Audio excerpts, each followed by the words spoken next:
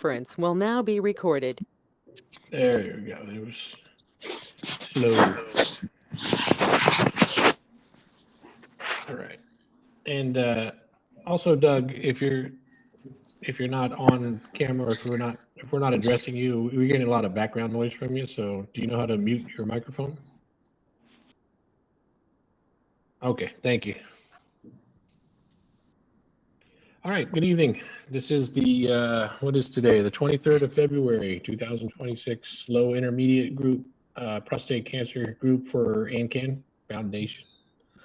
I'd like to welcome the new individuals here tonight. I'm Bill Franklin. I'm joined by my fellow moderators, student Jordan, Boykin Jordan, who always like to say no relation after they introduce each other. But I think they're distant cousins. And we have David Sharp as a new moderator who's learning the ropes, but he's been a very valuable member of our group. So we're happy to have him on board as a moderator. So this is a peer-to-peer support group. Everybody, your moderators and the other individuals in the group are peers as far as having prostate cancer. So we're not doctors, so this shouldn't be construed as medical advice.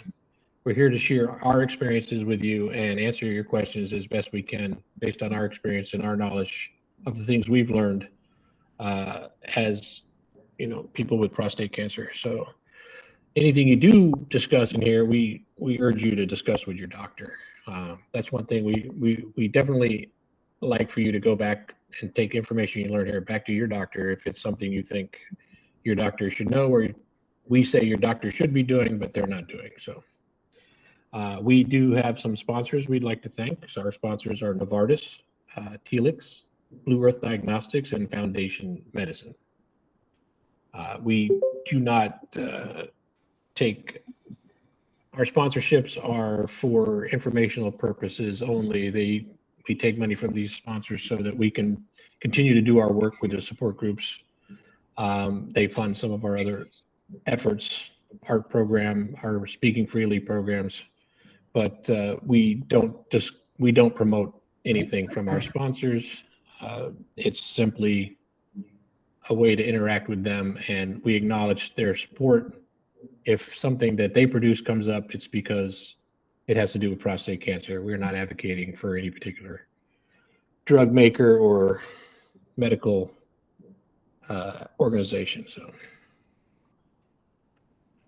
So we have multiple prostate cancer groups that we have here at AnCan, and we like to put people in the group that we feel they should be in. So tonight's group is for low and intermediate risk and those that are thinking about having treatment. It's not for reoccurrence. We don't address recurrence in this group. And if you've had a recurrence, you should go to our high risk recurrent advanced prostate cancer group. We do have groups, prostate cancer groups specifically for veterans, men under 60, gay and bi men. And we just started a European group, which anybody's welcome to join, but we give the Europeans the first go at it because the group is for them. So it's just, we don't want the Americans coming in and taking over the meeting. So with that being said, we have a couple of new guys tonight, and one of the things we do is we address our new members first. So George was here first. So George, I don't know, you said you've had a conversation with Stuart? And I have. I've had a lengthy conversation with Stuart last week, and then had an introductory conversation with Rick after finding you guys as a resource through Dr. Schultz's site. Okay, so if you want to briefly go through your diagnosis, I'm going to ask you a couple of questions. We know your name, so can I ask how old you are?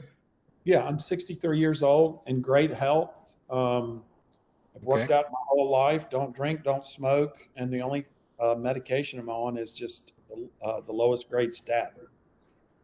All right. Do you happen to be a veteran by any chance? I am not. Okay. We won't hold that against you, but And, No, we and I, asked because we have specifically have veterans groups also, so, of Sure. which I am a member. Boykin, the other moderator that was here, is a member. So, and Bill, how'd you hear about?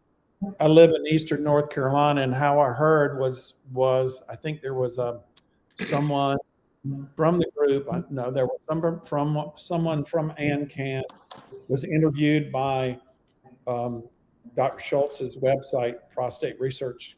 Was it Prostate Cancer Research Institute? And that's when I saw that, I went to the AnCan website and reached out to Rick. All right. So, when were you first diagnosed with prostate cancer? So in mid-January of this year, I go to a 6 or 7 month checkup with my internist, and my PSA has always been low, and I can tell you what that means. But my PSA was checked that day. It ended up being 2. And the 6 months before that, it was 1.5. The 6 months before that, it was 2, and the year before that, it was 1.1, and the year before that, it was 1. So it was always 1 to 1.1, but sometime Right. in February 24, it jumped up to 2. So that was January of 2024 when you started noticing that, and February was up to 2. And my doctor, my internist disregarded. He says, "Well, George, you're getting older. It's going to go up." All right. My father had prostate cancer, and he knew that. So so you had to, for you, what is a PSA rise? So how did you get diagnosed with prostate cancer? Did you have a biopsy? No, in January of this year, when I had my physical, the doctor did not want to do a digital rectal exam. As always, I said, no, I would like for you to do one. And that's when he felt a lesion, which triggered the MRI a week later. So you've had an MRI. I've had an Shows, MRI. I've had a shows biopsy. lesions. I've had an MRI fusion transperineal biopsy. Okay. And then I've Yep. also had a PSMA PET scan. And what did your biopsy show as far as the Gleason score? And In the target, which is on the right side, the Gleason score was 4+3, grade group 3, involving 4 cores. 70% was Gleason pattern 4. And this was done at UNC Chapel Hill. And the pathologist noted at the end that the pattern 4 in this case just demonstrates cribiform morphology. I since have talked to her, and I asked her, why didn't she note on the report what kind of cribiform it was? She said she didn't have to, per I guess the pathology guidelines, but it was large cell cribiform. all right. Now that being said, have you sought a second opinion on your biopsy? Yes, today I got Chapel Hill to initiate sending the slides to Dr. Epstein. All right. You said you had a PSMA scan? Yes, it was conducted last Monday, and the results came out Tuesday morning. So they came out this morning? No, Tuesday morning a week ago. So on the 10th, I got the results, and they were clear. Okay. However, Bill, the thing I wanted to get the feedback on the group, my PSA has been this very low PSA, and the PET scan, as the way the doctor explained it, wasn't as bright as normal, as far as where the contrast was showing.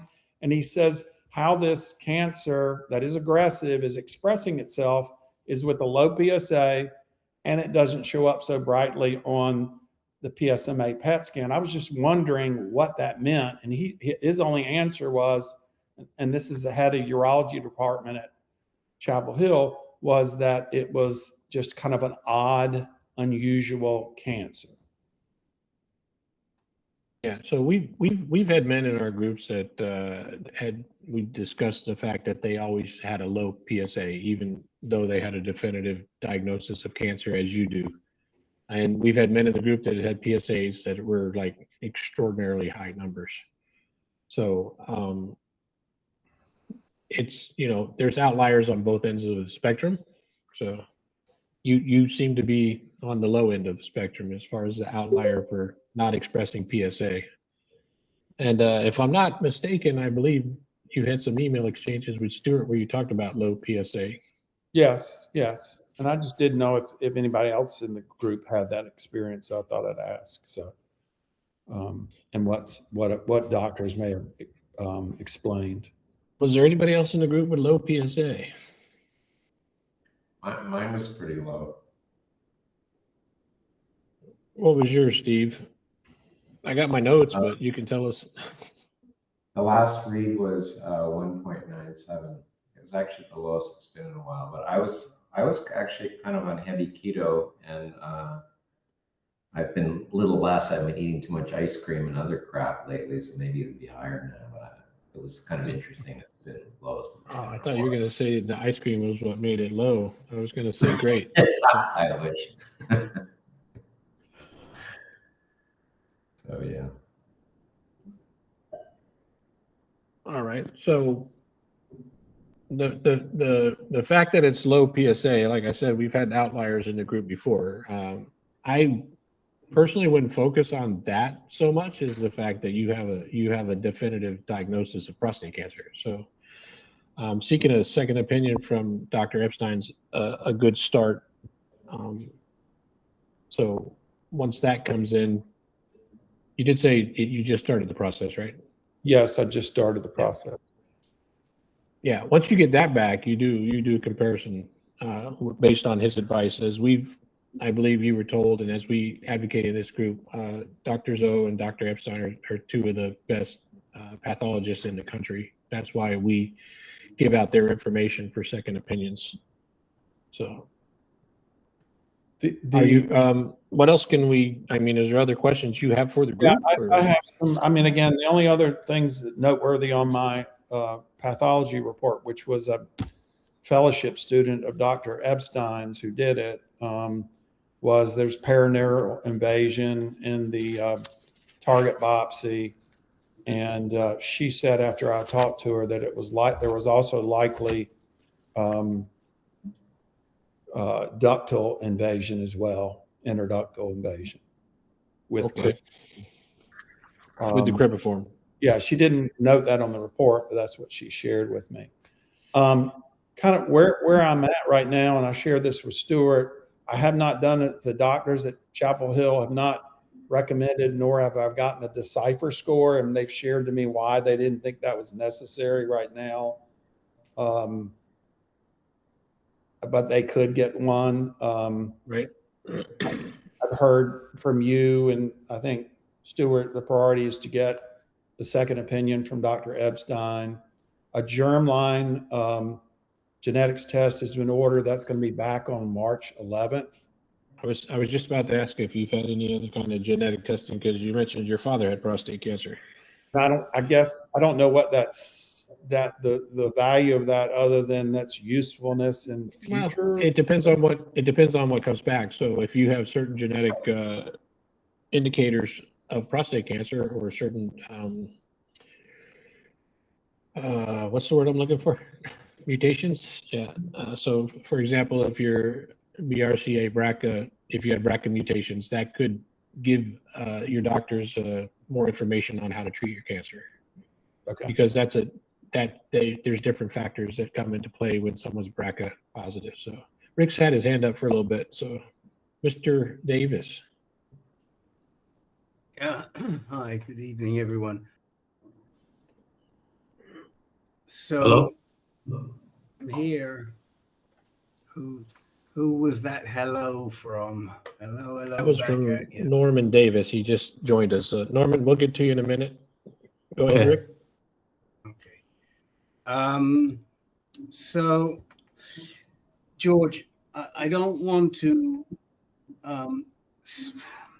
disturb you any, but a lot of times if we see the 4+3, 4+4 or higher, and cribriform and introductal with a low PSA, it's a signal that this could be some type of variant prostate cancer. And frankly, the urologist at UNC, the urological oncologist, to be head of the Department of Urology, should have kind of explained that to you. It's not unusual, and it's all kinds of variants. I was working with somebody on another totally unrelated issue that I've been working with since 2009, and he was diagnosed with a 4+4, and his PSA was less than 1. And so we tend to see it more in the high risk group than we do in this group, because it's usually accompanied by other factors that would push you into high risk. Now, if it turns out that you are introductal, then that would push you into high risk. If you had cribriform and introductal, even though you're only a 4+3, you would be considered to be at a higher risk. And so we would be working with you in the other group. As long as it's just large cribriform, no, we tend to leave you in here. But it's not, I don't want to say it's not unusual. It is unusual, but it's not totally out of the ordinary. So any doctor, I mean, if you do go, and as you know, I've been suggesting that you get over and talk to one of the good urologists at Duke. And if you get over to Duke, they are going to be talking to you about these types of issues, and you can drill them on, well, low and, you know, and cribriform. What do you think? So that's sort of what I wanted to say. Yeah. So what I was gonna say is, George, is that with the information that you've given us, and I think I at least saw the emails between you and Stuart, if not between you and Rick. I think I did, but my apologies. Rick and I get a ton of emails, so and we share them with each other. So you know, the ones that were meant for the other person are less priority for us. But anyway, I was going to say that this is the low intermediate group, and you've definitely got at least intermediate prostate cancer, possibly a higher grade prostate cancer. And again, not to alarm you, you know, follow the path that you're on right now with the second opinion. Take Rick's information to heart. But more than likely, you're going to need some kind of treatment. So, yeah, I guess they've defined me so far. The doctor at Chapel Hill was intermediate risk, unfavorable, is how we characterize it. And that active surveillance is not an option. You need to get treatment, and you should get treatment in the next 2 to 3 months. Start treatment. Well, they always want you to get treatment right away. I will say that they're not. You know, they're not always wrong. I'm not trying to imply that, but when I say they, I'm talking about doctors. You know, if you go to a surgeon, they think they want to get you on their calendar right away, right? If you go to a radiation doc, they want to get you on their calendar right away. You know, but you have time to gather information. And that's really what I wanted to. I mean, I guess next steps is getting the second opinion from Dr. Epstein. Certainly go to Duke since I'm in North Carolina. But, you know, again, I've been doing research, and Stuart helped me a lot, you know, and I didn't know if, you know, doctors are hard, like Dr. Chang or Dr. Kashan are hard to get appointments with. I checked with them today, and Dr. Chang I can get an appointment with in March.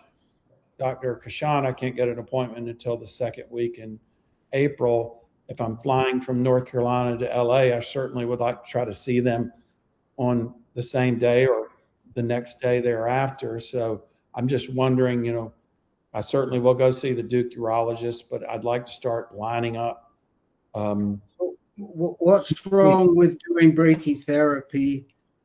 If you want to do high dose brachy, I mean, if you want to do MRI LINAC, you can't do it, I don't believe, at Duke. That's true. But you cannot. right. But there are places on the East Coast, and before you, I mean, if it were me, before I started flying over everywhere, I would want to get a little more information and see if I could do things locally. Now, if you, Steve in Malaysia came over here, and he was able to get, it's a little further from Malaysia to LA than North Carolina, but he was able to get appointments all around the same time. They will tend to help you if you're coming in from out of town. But what happened as Steve got into it was he started to get intrigued by the HDR braking. Now, if you are interested in HDR braking, you can do that in Duke. So it's attractive and exotic to go around and find and pick your doctors, but sometimes you don't need to. Sometimes you've got great doctors in your backyard. And we happen to be big fans of Duke. We think they do a great job. They've got great medical oncologists. They've got great surgeons. They've got good radiation oncologists. I mean, frankly, you can't get much better. I mean, yes, there are a few odd people you might, but I wouldn't even think about traveling around the country right now. I mean, that's my 2 cents for what it's worth. We'd love to have 10% of what you save from staying in your own backyard, I'll tell you. Rick, do you have, or anybody in the group, you know, I know the 2 urologists that you recommended. I just don't know who is, you know, the doctor to see regarding. I am leaning toward HDR brachy because I think that can deliver the most radiation directly to the tumor. So I just don't know, you know, who to talk to when I go to Duke. Who's the equivalent of Dr. Chang? So what you do is you start with Dr. Mowell or Dr. K and talk to them and tell them this is your preference, and they will refer you to the HDR doc. But the starting point is not really, for your situation right now, the starting point is not the HDR doc. The starting point is still, the entry point for most people who are newly diagnosed with prostate cancer is still the urologist, even if you're not going to do surgery. They're the people who are really best equipped to navigate and guide you. And then you move on to who you're interested in seeing. So they will refer you to the right docs at Duke. You don't need, thank goodness, you don't need a medical oncologist right now. But if you did, or if it turned out that you were IDC introductory, you had introductory prostate cancer and you had cribriform, maybe you might want to talk to one of the medical oncologists, and there are some good ones, and we know them. One of them's on our advisory board, the best one. We think the best one, but you know, this is getting recorded, so Dr. Armstrong may get upset with me when he hears that. But you know, we have to be careful. And I'm going to be seeing these guys at the end of the week. I don't want them coming up to and poking me, right? Rick, I guess the one thing, since Duke or Chapel Hill or nobody in North Carolina has an MRI clinic, that might be an option. I don't know if that's it. I mean, again, from what I'm studying, and I've listened to several of y'all's meetings, plus I've done research that's on, you know, various sites. I mean, again, the reason I like the brachytherapy, it's more targeted, and it's got HDR's got a longer, I guess, track record than the new technology of MRI Clinic. So I'm going to ask Steve to step in, because this is right in his wheelhouse, and this is what he's been making himself. He had hair about 3 months ago, right? and he's lost it all trying to figure out what type of treatment. Isn't that right, Steve? Yes, pretty well. I would say, I mean, when I started out, I was kind of focused on sort of the focal part, because I was afraid of side effects. And then I went to, based on durability concerns, I went to MR Linac, and then after meeting with initially with Stanford and then with Chang, I became more interested in HDR for a couple of reasons, at least for me. One of them was I wouldn't necessarily need to use ADT, and then I think it's also sort of what you were touching on, the best or one of the best in terms of its sort of focal capabilities to kind of target your DIL, you know, the dominant lesion, which I have. Plus, I think it can be the lowest in side effects because it's sort of this inside out approach versus, you know, external beam, which can never be, they can't jack it up as much because you know, you're actually affecting other, you know, body tissue. So it's better in a lot of ways, but the downside is it's more invasive. So I've talked to a guy 2 weeks ago that just had it with Chang, and he was kind of up and about after about 4 days. So I was that kind of gave me a lot of confidence in moving forward, you know, with it. So that's kind of the track I'm on right now. And now it's just, you know, it's some other cost issues and, you know, timing issues I'm trying to sort out. All right. So George, I will say, you know, based on our quick interview of you and the emails, that you've already done pretty much everything we would recommend you do in your case. Decipher may be valuable to you. Definitely get a germline genetic test. But yeah, as Rick said, go to Duke, start there, and because it's a great center, right? I mean, you don't have to travel all the way across the country to get a doctor just as good, and wait for Dr. Epstein's second opinion, see what he says. Okay. You have any more questions for the group, or? And I guess what Rick said to me that, you know, maybe if it's interductal and it's curviform, I'm high risk. I'm assuming that the prognosis is still okay, that it can be treated, but, you know, again, it's all very, you know, it's unknown information. I'm just getting into this, and it's a bit scary. So. Totally. So I will tell you that I was in a similar place to you as you. I don't recall personally, Rick, and you can jog my memory, but you know, 11 years ago when I came into these groups, introductal and cribriform, those phrases weren't being thrown around 11 years ago. No. So I had very similar grade cancer to you. Mine was upgraded to an 8 after they biopsied the tumor. I had a prostatectomy, and I had a recurrence almost immediately. You know, my first PSA was already detectable, and then it rose rapidly after that. So I had radiation, salvage radiation, and I was on ADT for 2 years. But I mean, my message to you with all of this information is that, you know, it's been over 11 years. I'm here. I'm healthy.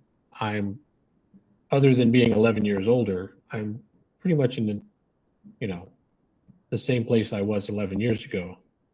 I'm healthy. I'm physically fit. I got a good life. I don't have any condition from having prostate cancer that has changed my life drastically. So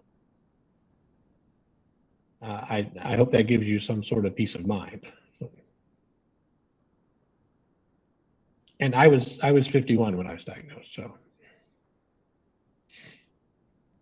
And last question, Rick, there's no need to see the medical oncologist that's on the board at this point. I need to go through the Duke portal.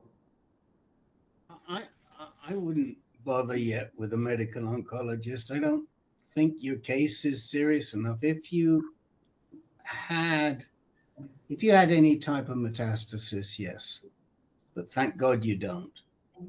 If you had a Gleason 9 or a Gleason 10, definitely. If you had a Gleason 8, maybe.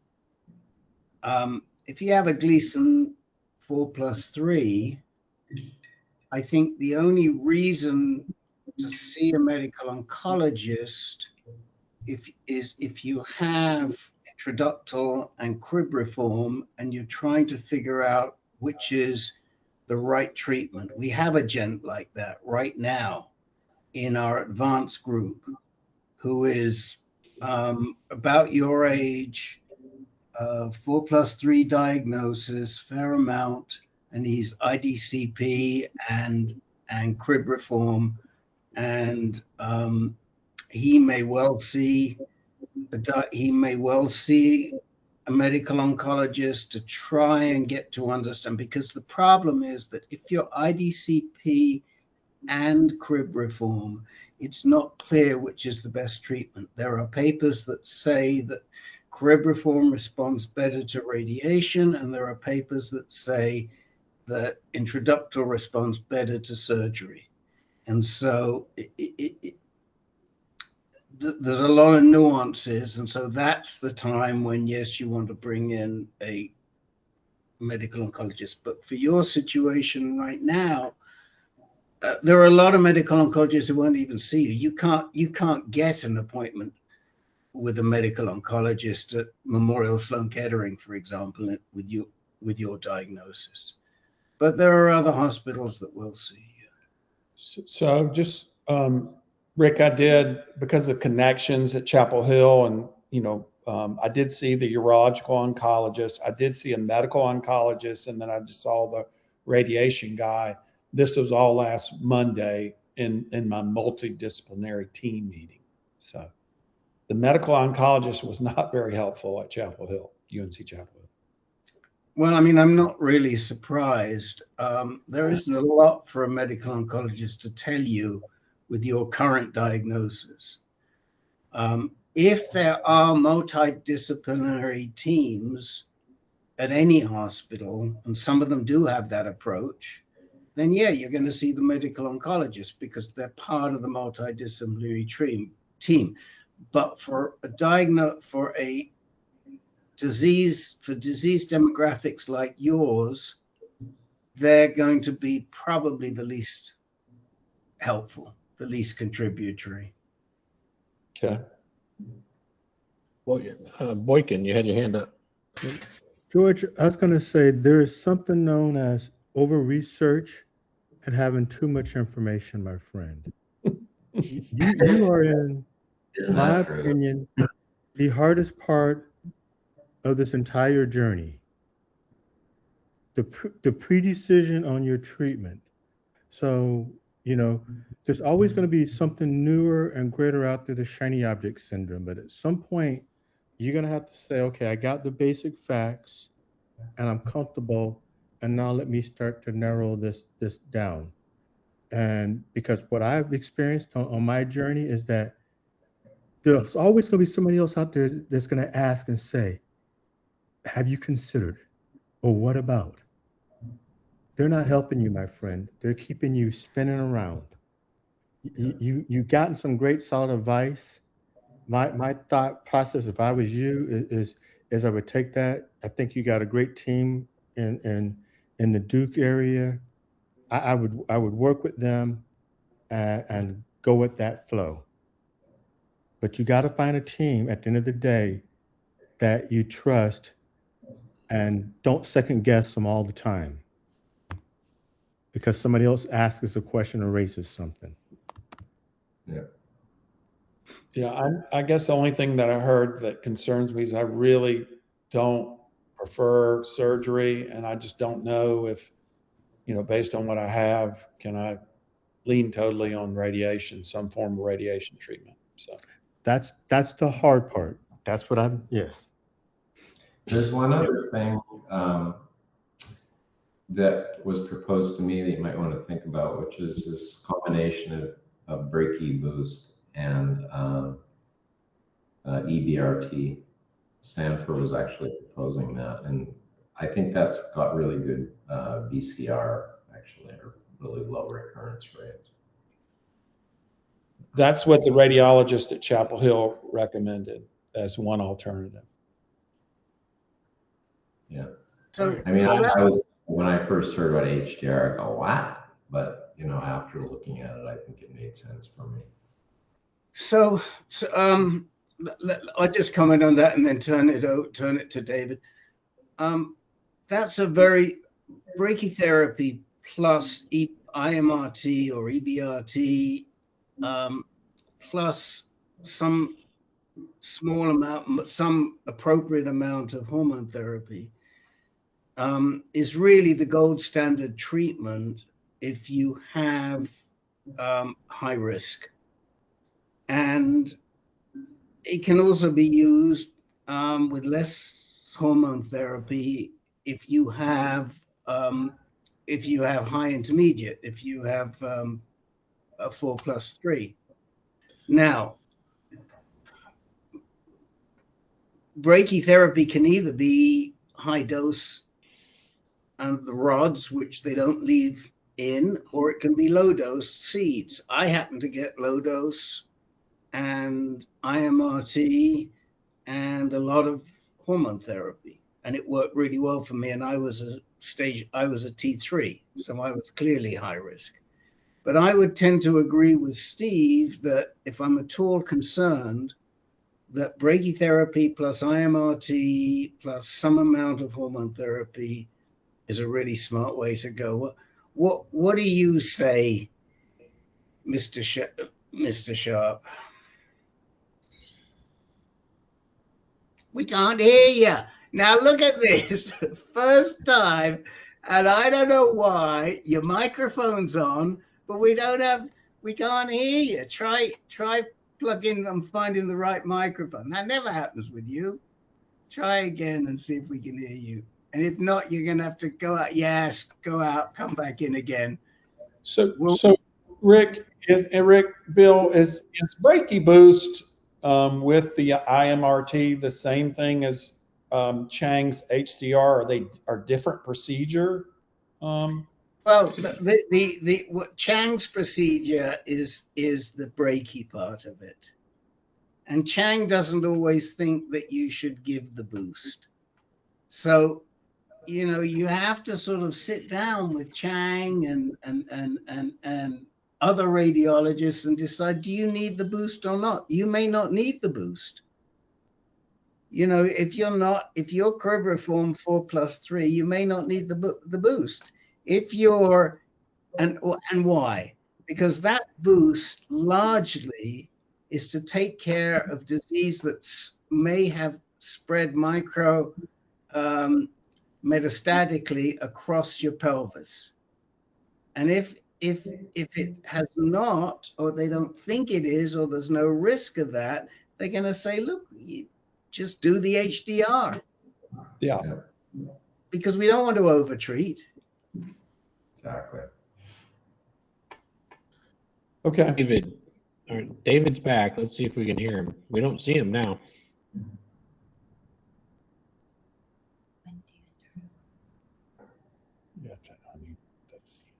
Now he lost his camera and his microphone by leaving them. Yep, he has neither mic nor Coming back. camera. Poor bugger. It's the curse of the moderator. Yeah. Excuse me? I just sent something to Norm Davis. It's supposed to go to everybody, so forgive me, Mr. Davis. I will. That was not intended just for you. Oh, no worries. So George, we're gonna move on to Doug. Okay. Thank you. I guess we'll see you back right after your second opinion, and Yes. if you get in to visit at Duke. So Doug, are you there? We see your camera. We're getting a tour of the room or the house there.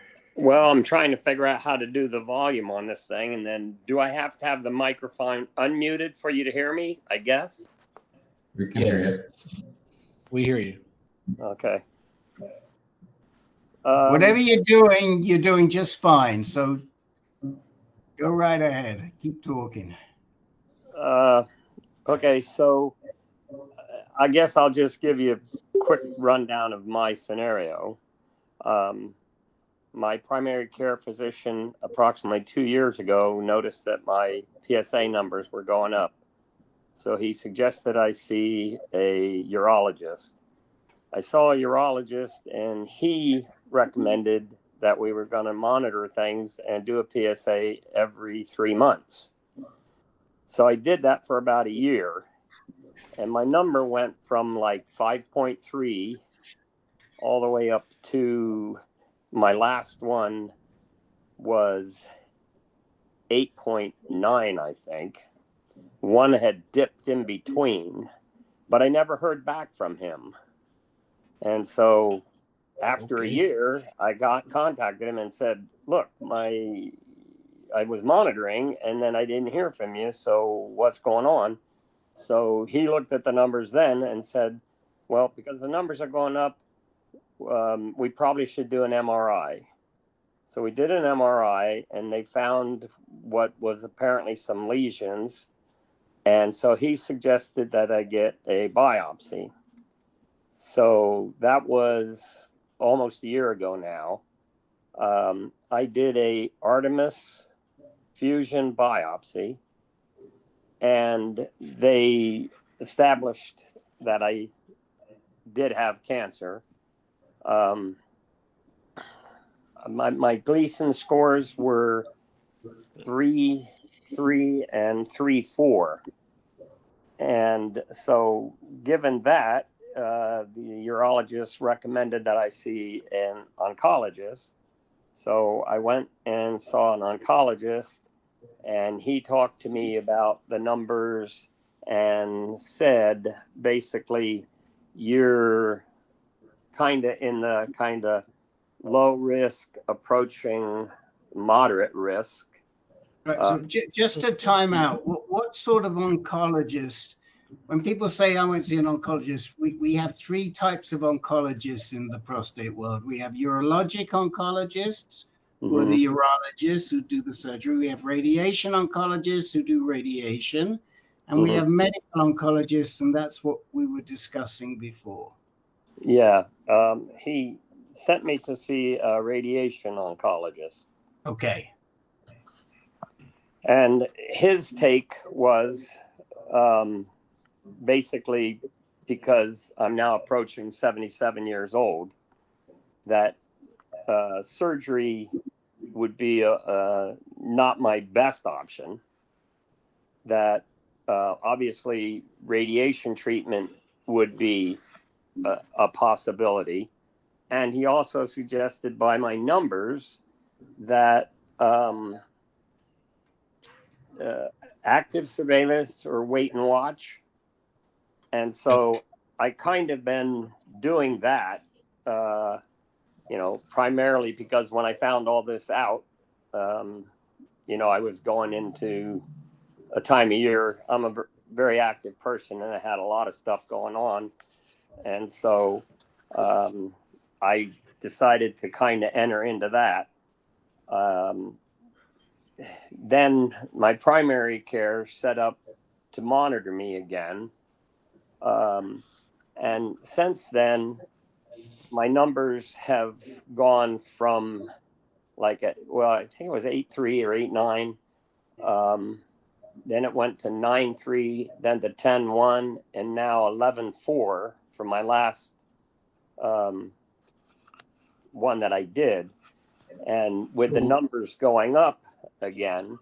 Were these, Doug, were these still quarterly PSA tests? Quarterly, yes. And so they explained to me that certain things can affect those tests, henceforth why one of them went down to 7.6 and then back up to 8.3 or whatever in the prior year. And so given that knowledge, I tried to have them done at the same time, the same place, and tried to, circumvent the fact of something that might affect it so that they'd be kind of more consistent. So it was suggested I see a urologist again. So I got a new urologist because if I was going to be involved with treatment and stuff, I wanted to kind of go to the same doctors in the same deal as the oncologists for the ones that I was looking at. He looked at that and said, okay, seeing as your numbers are still going up, he suggests that maybe I should get another biopsy. I joined a group. They didn't suggest another MRI first? Well, no, he suggested a biopsy. And then, of course, I contacted the doctor that had done my Artemis biopsy and asked him, should I have another MRI? And I contacted the oncologist and asked him the same question. And I think it was the oncologist said I wouldn't necessarily need another MRI if I wanted to start treatment because they already had all the records and knew what was going on. I don't recall exactly what the one that did the biopsy said. I approached him with, do they do a, what do they call it, transperineal biopsy instead of the transrectal? The first, first one I had was transrectal. And, you know, I kind of am leaning towards, if I'm going to do another one, I'm going to do the transperineal. So I have to find the place that does that, but I'm almost sure the place that did my other one they do that. But my quandary now is, and here comes my questions, considering the fact that it's just been still going up, I'm starting to get concerned that maybe it's got out. And so, so as from what you told me, you've had an MRI and a biopsy and PSA tests. Those are the only tests you've had, right? Right. So you didn't have it, and they told you shouldn't get another MRI even if you were going to get another biopsy. Well, they said I could get one if I wanted to, but it wouldn't be needed. If it was me, I would want one. What's the time frame? It seems like you talked about a couple of years here since you had the first monitoring and it went up to 8.3 or 8.9. What was the time frame between that 8 point something to your current, and when did you get the 11.4? Well, I just got the 11.4 in October. No, wait a minute. January 2nd. It went up to 10. I think it was 10.1 in October, and then January it was 11.4. And how long after that?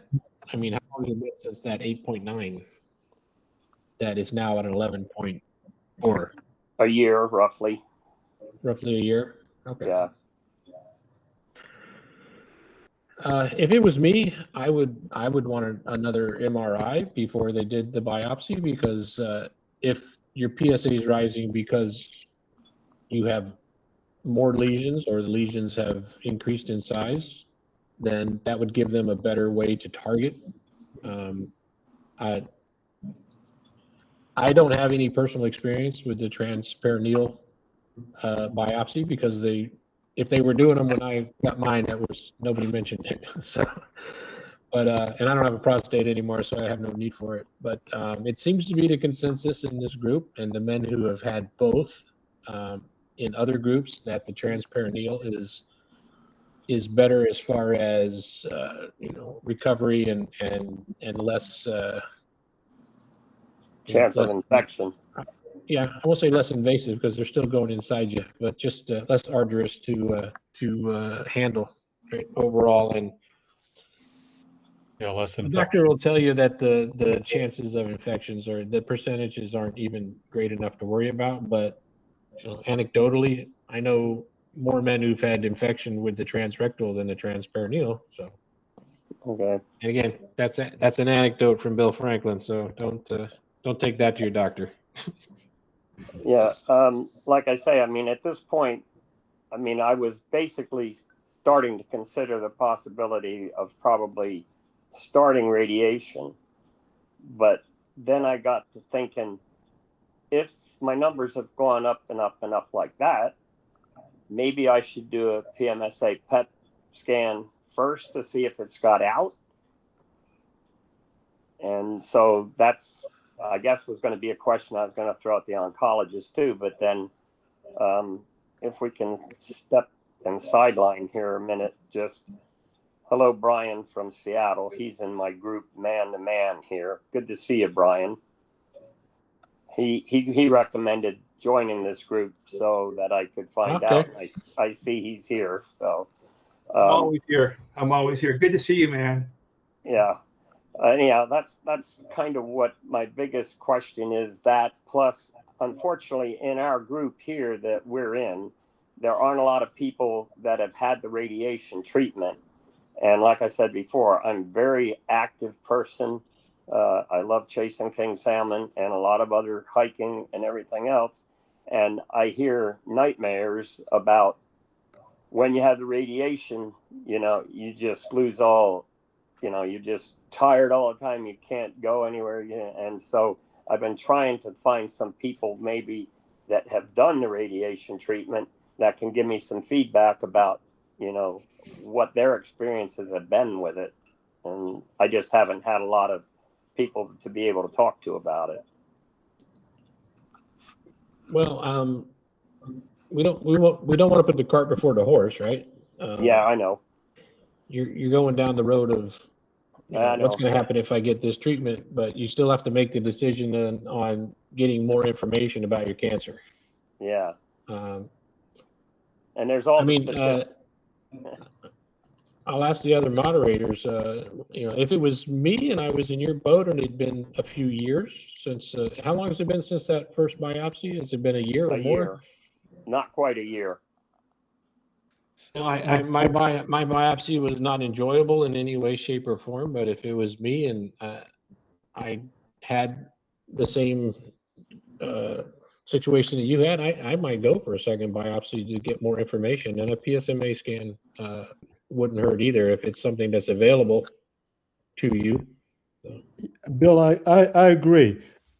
If I was going to make decisions, I wouldn't be making decisions based on data spread out, Doug, over years. I mean, there's a sequence of things. There's the biopsy, there's the MRI first, the biopsy, and then bring that stuff together, and then you're able to make a decision. But and that should be sequenced. It's almost like a fact-finding effort that you need to go through, and almost sort of like I was telling George, don't get sidetracked on all these tangential journeys that people want to throw up along the way. And if your doctor can't walk you through the test that they would run to actually make a decision, help you make a treatment decision, then I would say you probably need to find a new doctor. But they should be able to bring these things together in a fairly short sequence, because it's only about 2 or 3 tests they need to do for the most part. I mean, we can see the contrast between George and Doug. Right. When George came to us, he'd already had pretty much every test or followed the path that we would have recommended in the first place. I don't know if he did all of that just based on our information or if he got it from somewhere else. And Doug, you almost basically put yourself on active surveillance and waited. So now it's time to come off of active surveillance and see what's next. And as Stuart said, if your original information's a year old and your situation's different because your PSA is higher and it has been rising fairly slowly, we're not talking about doubling times or anything here, right? So a couple of points in a year, but it is rising. At 77, an 11's considered high. An 11's considered high for anybody, no matter how old you are. But yeah, I mean, all I can say, I'd like to see if Stuart or Rick have an opinion, but I would get another biopsy personally and a PSMA PET scan. Yeah, well, I guess that's kind of what I was leaning towards. I mean, like I say, from what I understand about the PET scan, that kind of lets you know whether it's still contained or whether it's moved on. And right. So I was considering possibly doing that and then doing treatment. But of course, according to the doctors, you know, I mean, I'm on the fence, so I could do either or.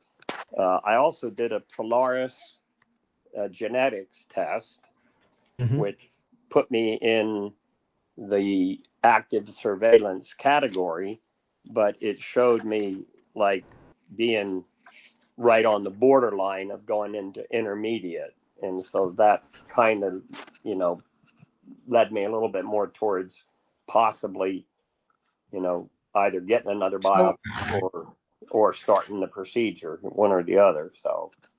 So Doug, in the interest of time, and I know there's one gent who wanted to try and get in quite quickly because he had to no leave. problem. He might have left already. He left, Rick. Yeah, I would recommend that you attend the active surveillance group on Wednesday.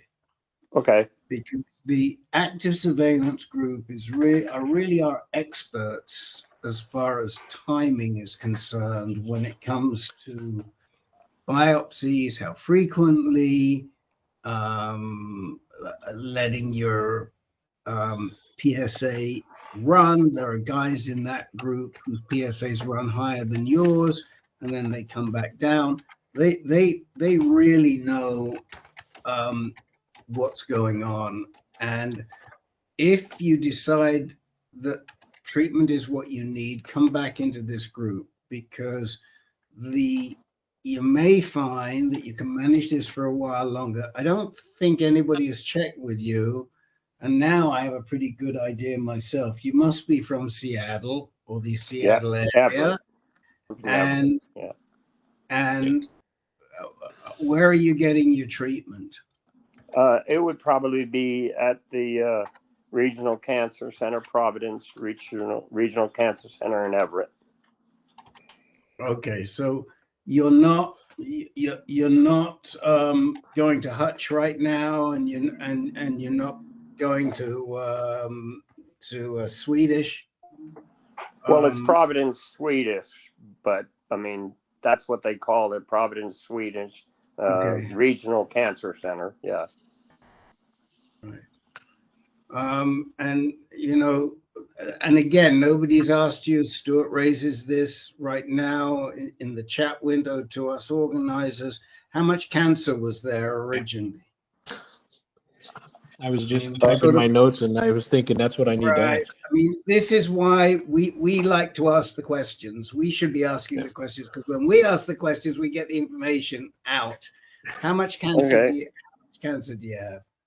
Okay, so what I understand from the results of the biopsy, it was a Gleason score 3+4, group 2. Right. How many cores did you have? Just maybe you can just answer the question. How many positive cores? 2, I think. 2 positive cores. Okay. And what percentage?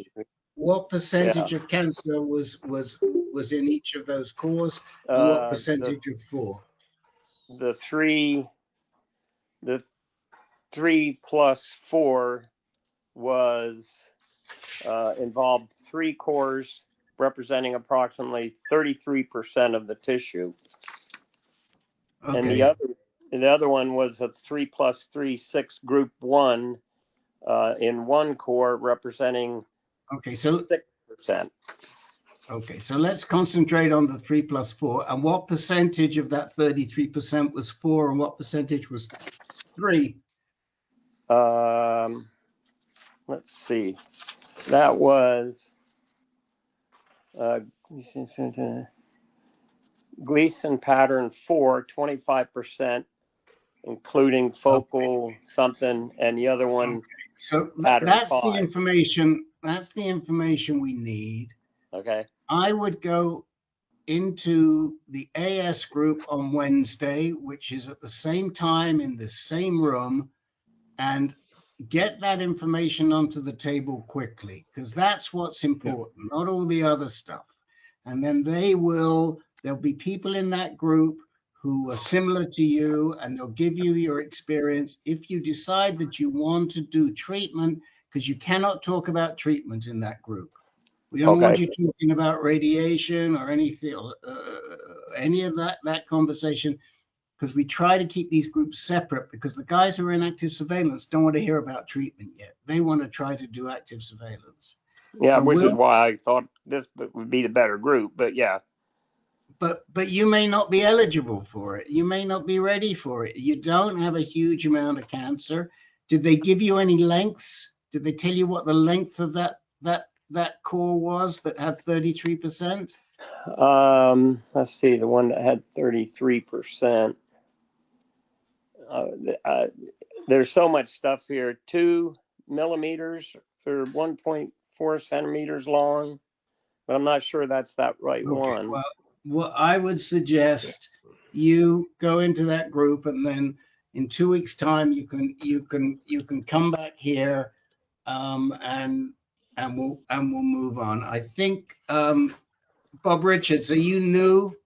Is this your first time in the group? This is my second meeting. Okay, well, we'll get to you then. Just bear with us. If you ask for time, we'll get to you. We get to everybody. Just got to be patient. Okay, I'm turning it back to the mods. Yeah, Doug, I was gonna, I'll add on to what Rick said. Keep in mind that when those numbers that they're talking about in your biopsy sample, unless it states otherwise, that 25% that was a 4 is 25% of the sample. And if it's 2 millimeters, that's the size of, you know, putting a dot on your piece of paper with a pen, or smaller. I mean, so you have to keep in mind how much it tells you you have, right? So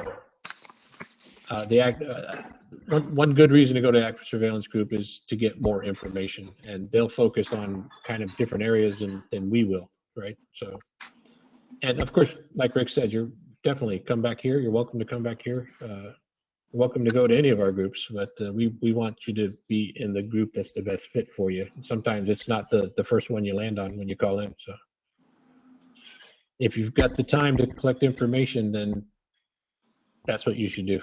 So. Alrighty. And thanks to Boykin for his input also. Thank you, Boykin. Thank you. You're welcome. All right. We're going to move on to some of these individuals that wanted time. Clyde had to leave and Steve had to leave. So who was next on my list? Brian, you were here earliest, so. I'll just be real quick. I say that every time. All right. Okay, so I'm still working on the but I've learned a lot. The fusion guided perineal biopsy. So the VA doesn't do it, and I went and seen my regular doctor at the VA to see if he could, my primary care, and he said he can't schedule out to community care because it has to go through the urology department, who I saw 2 weeks earlier. Anyways, I can't get it at the VA. So just an update. I've been calling Fred Hutch and the UW, University of Washington. I talked to them today, and I've been talking to them yesterday. I'll talk to them tomorrow, trying to figure out how all that works with Medicare, because I'm 66, never used Medicare. So I'm learning about all that. I get all my care through the VA, Seattle VA.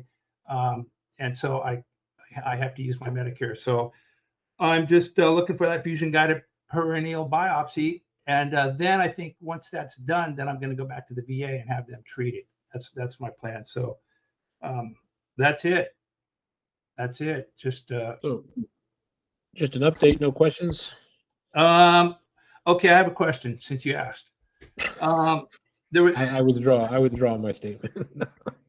No, go ahead, Brian. They're just quick. Somebody, let's see, Larry from Alaska mentioned Dr. Robert Montgomery. I think it was down at the UW or the Fred Hutch. And then somebody mentioned David Lind also.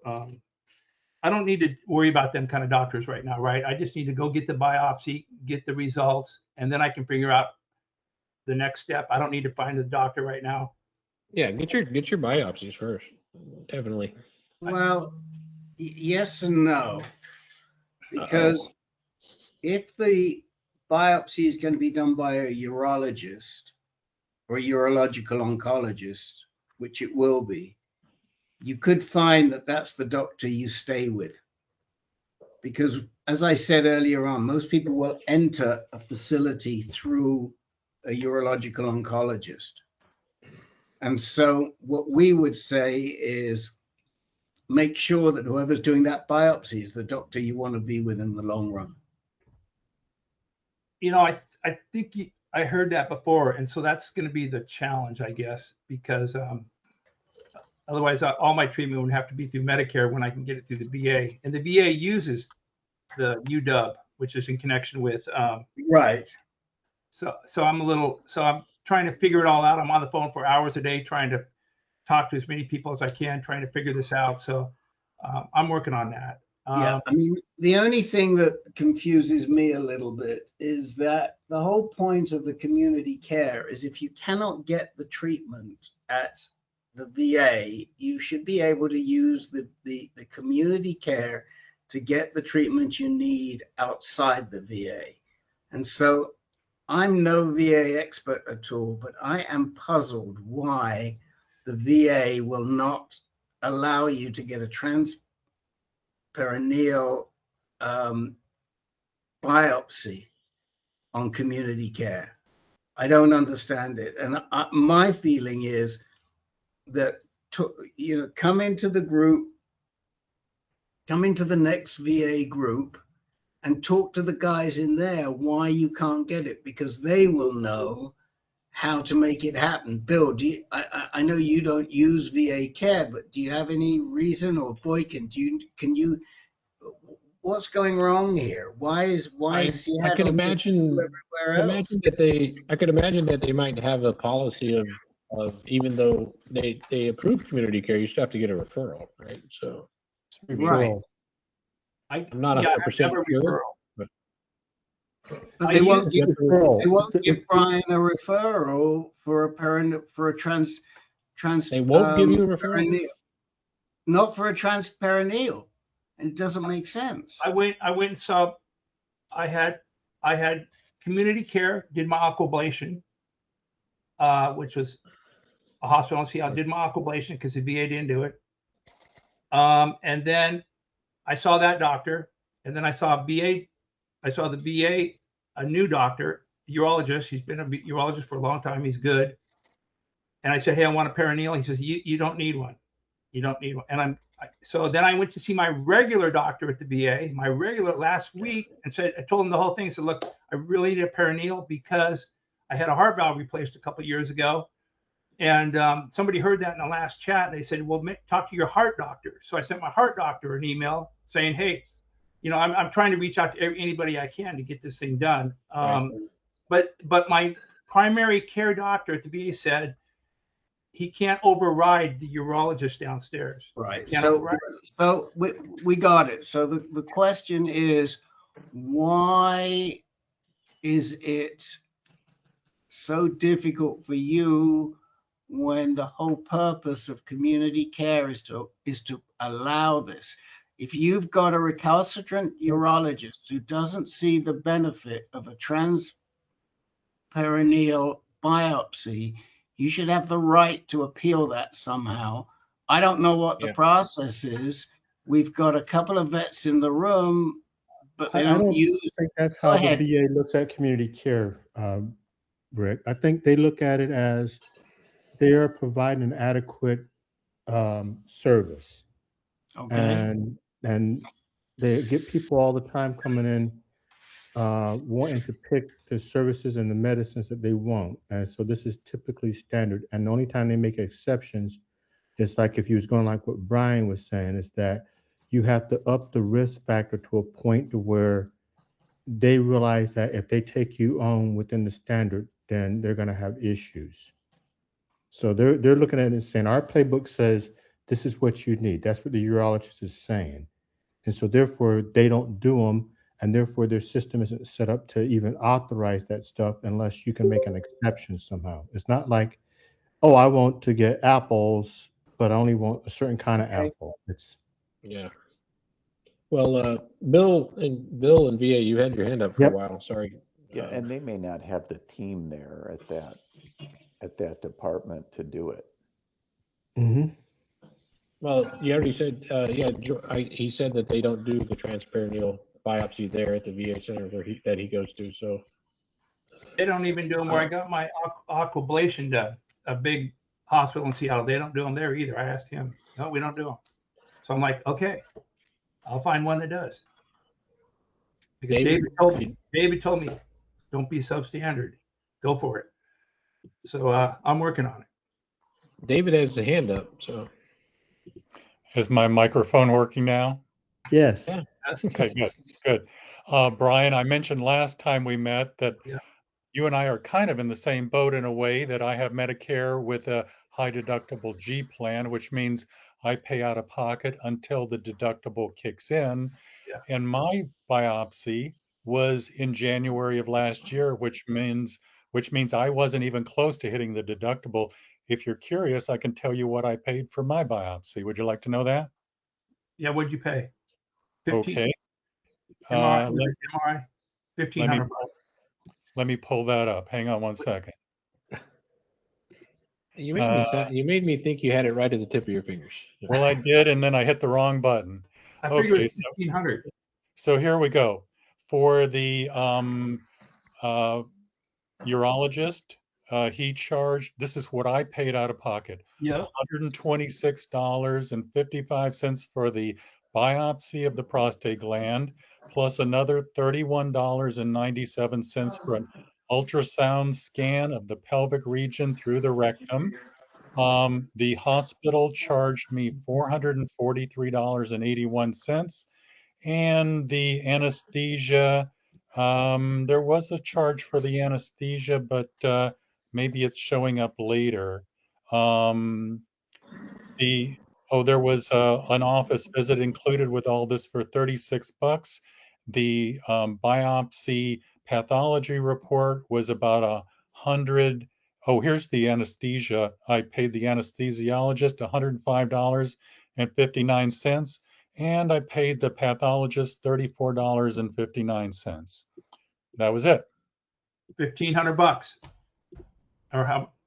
I didn't add it up, but sounds about. I got no problem paying for it through Medicare. I'm talking. Now, whether yours comes out to be that same amount or something different, I don't know, but that's what they charged me in Portland at Legacy Good Samaritan Hospital.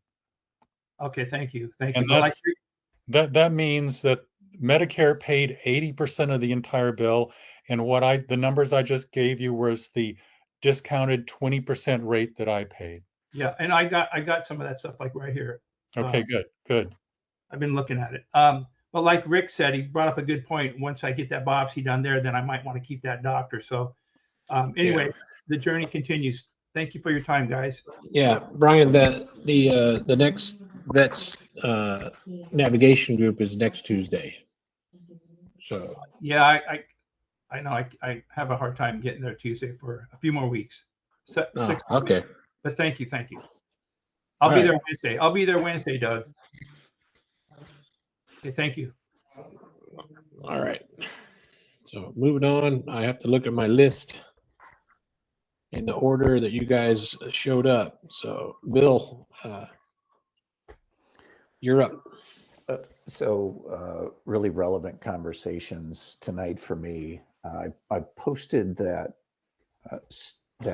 study graph in the chat, and I guess I'm curious as to whether anyone might be familiar with it. I was kind of surprised to see robotic surgery success rate quite a bit lower than SEEDS and EBRT. So 2 questions. Is anyone familiar with this? And then the second one is if anyone has selected SEEDS and EBRT, what made you go with that?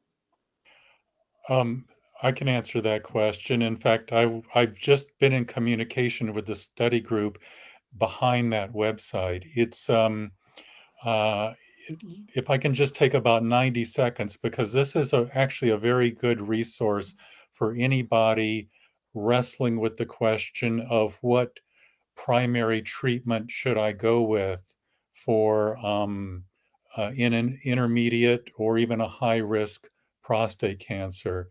Do you all know what a meta-analysis is? It's basically a big study that brings together a lot of little studies, crunches them together statistically, and spits out a final result. It essentially lets you see the bigger picture forest instead of the individual trees.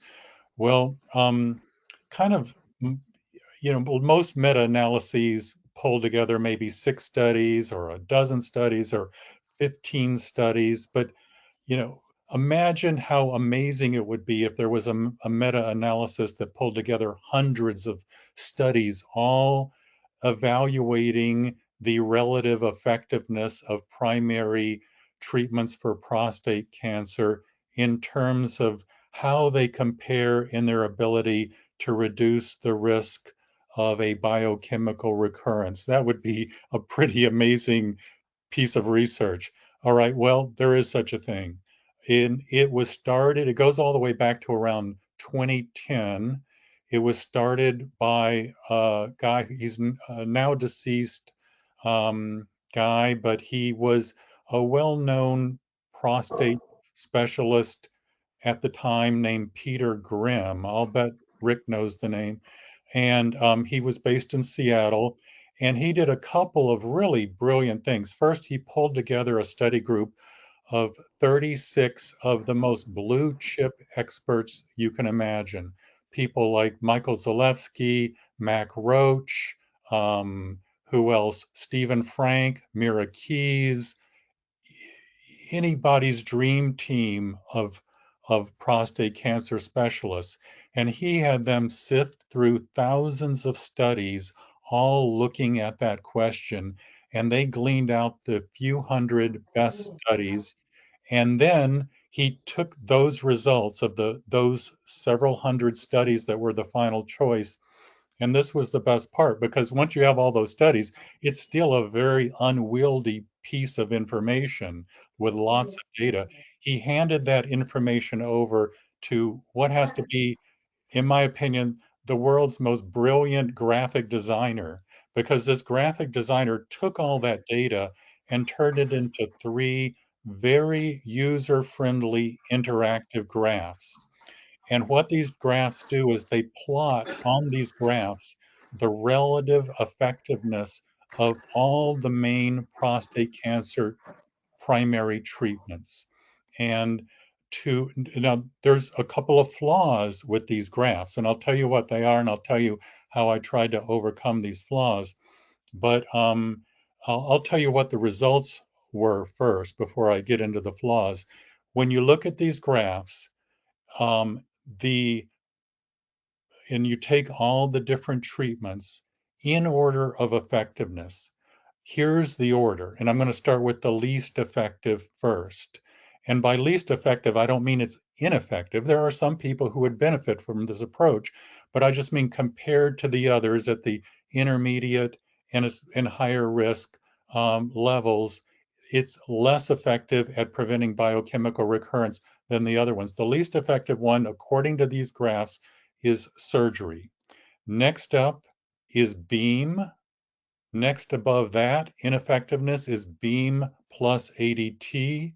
Next above that is brachy plus ADT. And at the very top, as Rick alluded to earlier, is beam plus brachy plus ADT. That's how they rank. Now, the couple of flaws with these studies, with these graphs, is one, I drilled down and looked at the citations for the individual studies that went into the making of these graphs. I didn't look at every study, obviously, or even every citation. There's tons of them, but just spot checking it, all the studies are pretty much old studies dating back to around, 2010 to 2014, thereabouts. Now, on their website, they claim they're continuing to add new data, but I didn't see any. So that's why I contacted them last week, basically to say, where's the new data? And what they said was their plan had been to add new data, but COVID threw a monkey wrench into that. But sometime this year, they will be adding new data to those graphs. But what's so great about those graphs, as I mentioned before, is they're interactive. The way you use them is when you look at them, it looks like a colorful bowl of spaghetti that makes no sense at all. So you want to just clear away all the data just by clicking a clear button and then adding them back one at a time. And doing that, you can then compare the relative merits of, say, surgery to beam or beam to brachy plus ADT. And doing that, you'll, I think, see what I just said, which was the way they all rank. Now, the other way I tried to offset the the one other flaw with these is they only give you how effective these treatments are in terms of reducing the risk of biochemical recurrence. These graphs say nothing about the toxicity of these treatments. But I know, and probably you know from looking at different studies, as you throw more treatment at this problem, the toxicity tends to go up. And typically, that highest ranking treatment in terms of effectiveness, beam plus brachy plus ADT, also tends to have the highest risk of toxicity. So it's a balancing act. What I tried to do to just see if those older studies still reflect reality is I compared their results with newer studies. And, I'm not 36 specialists, I'm just me, so I could only spot check. So I just pulled out some studies, recent studies published since 2020 that I found persuasive, powerful, well done, and compared their findings with these older studies. And what I saw from the newer studies is their results did mirror the rankings of those older studies. So that website, if you're curious, is, I can put it in the chat box, but for those of you watching this out in TV land, it's prostatecancerfreefoundation.org. Or excuse me, it's prostatecancerfree.org. Prostatecancerfree.org. And once you go to that website, like I said, these graphs are so well designed, they're virtually self-explanatory. And there's a graph for low, intermediate, and high.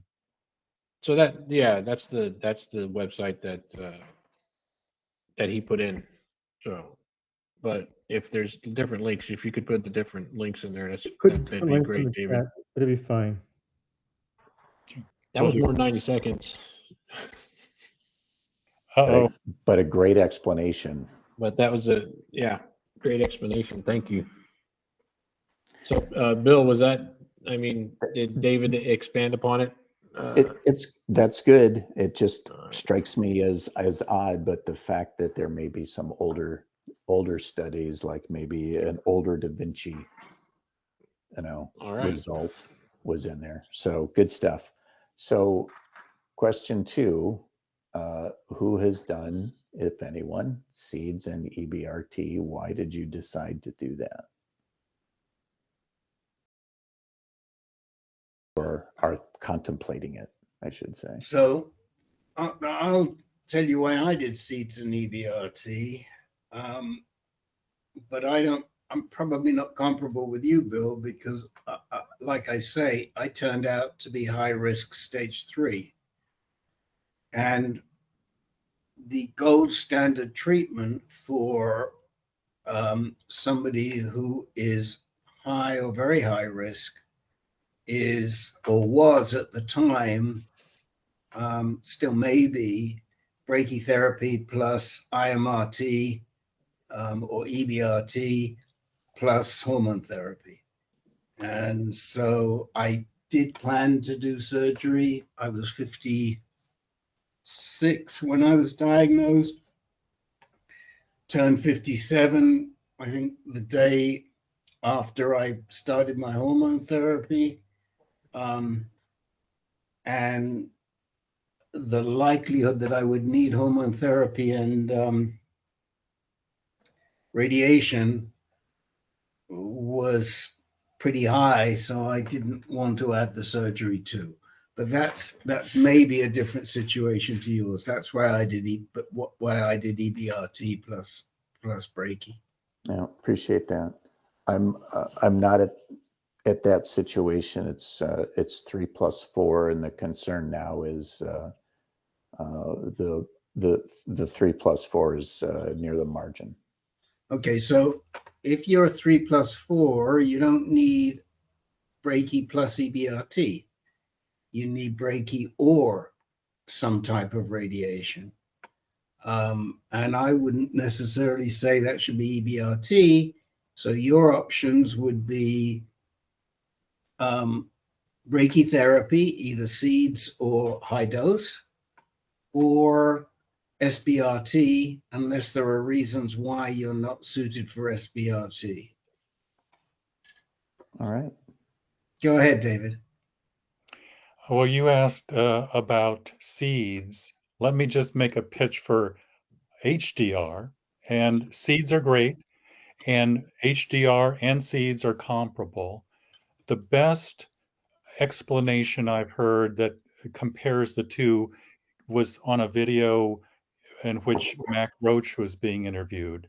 And he likened HDR to having a bandage on your arm and ripping it off real fast all at once.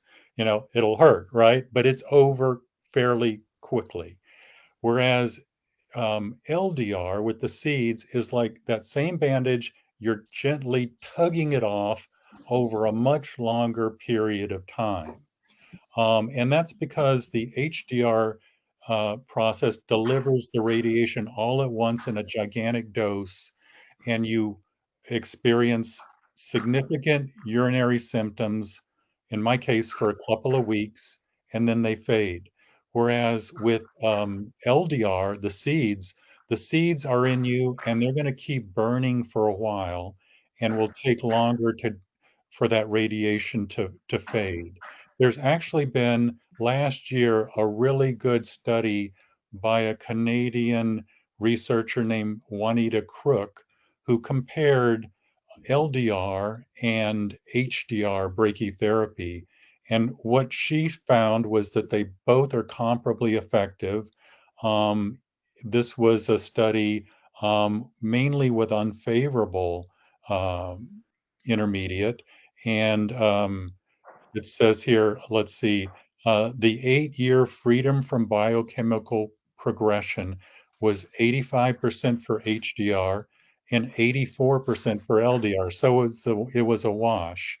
And the urinary symptoms she found, urinary symptom recovery is decidedly more rapid with HDR. And comparing the two types of brachy, we've reported equivalent late tolerance beyond 18 months. So that was her finding. Yeah, this is great information. That's really what I was hoping to discover a little bit tonight. Thank you.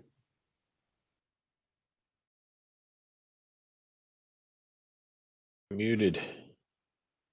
All done. Thanks, Bill. Thanks, David, for expanding upon the graph. It was good that we already had someone in the group that looked at it in depth, because there was a lot on there, and I don't think we could have done it justice by just trying to analyze it from the get-go. So that was awesome. All right, Bob Richards, you were next on my list. Apologize for the Yes, long sir. list, but we're trying to get through everybody as we go. Yes, sir. Can you hear me okay? Yeah, go ahead. All right, I'm here with my wife, Terry. Thank you for having us. Last 2 weeks ago was my first visit. And at that time I had the results of my initial biopsy. At your recommendation, I sent the slides to Epstein, and he came back with pretty much the same report. So I had 4 cores originally that were a 3+4. He graded one of them as a 4+3. And then he also said in location L, I had a high grade prostatic interperitoneal neoplasia. No intraductal carcinoma, no perennial invasion, and he said this case lacks the large cribiform morphology. And then I also, from my urologist, was able to obtain my Decipher report, which I didn't know he had until I asked for it. So right now I'm at Mayo. I have an appointment tomorrow, and I know this is premature, but I had the appointment. I wanted to go ahead and take it with a radiation oncologist. But I wanted to present my situation to the group and see what you'd have to say with this new report from Epstein and the Decipher report. Which Mayo are you? Which Mayo is that? Jacksonville. Okay. And who's your doc? Albert Attia. Okay. That's the urologist, right? Am I right? He is a radiation oncologist. Oh, he's a radiation oncologist. Okay.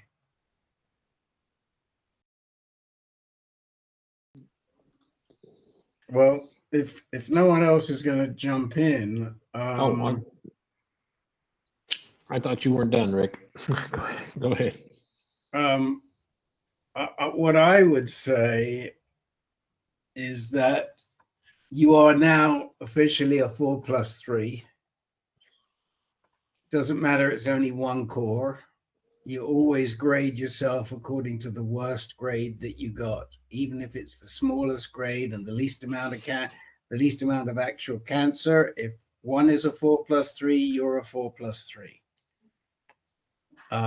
That's the protocol, which means that unless there's good reason, active surveillance is probably not an option. So you are definitely looking at treatment. Now, once in a blue moon, we find people that have a tiny, tiny bit of 4+3, like 1 millimeter, 2 millimeters, 3 millimeters. And when that happens, maybe you can swing it and watch it for a while. But I don't know how much 4+3 you have there. If it's over, if it were me and it were over 4 millimeters, something like that, I would consider that I needed treatment. That's what I would do. So now the question is, what type of treatment? And that's what we've been sort of talking about tonight quite a bit, comparing different types of radiation. But of course, you also can throw surgery into the ring if you're interested in surgery. Bill, back to you. Well, I agree with Rick. I was going to say the same thing. Since Dr. Epstein upgraded one of them to a 4+3, then you should consider your cancer a 4+3.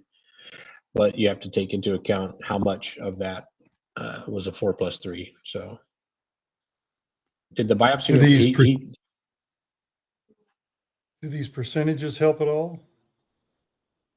Yeah, I mean, he upgraded a particular core sample, right? So you should know right all the information on it. Yeah, he said grade group 3 involving 30% of one core, 70% Gleason pattern 4. Okay, but you need to know how long that core was. Yeah, how big was the core itself? I mean, this is the problem. Percentages are great, but you have to look around in the report and find out what the length of the cores were and back them up. Okay. Because okay.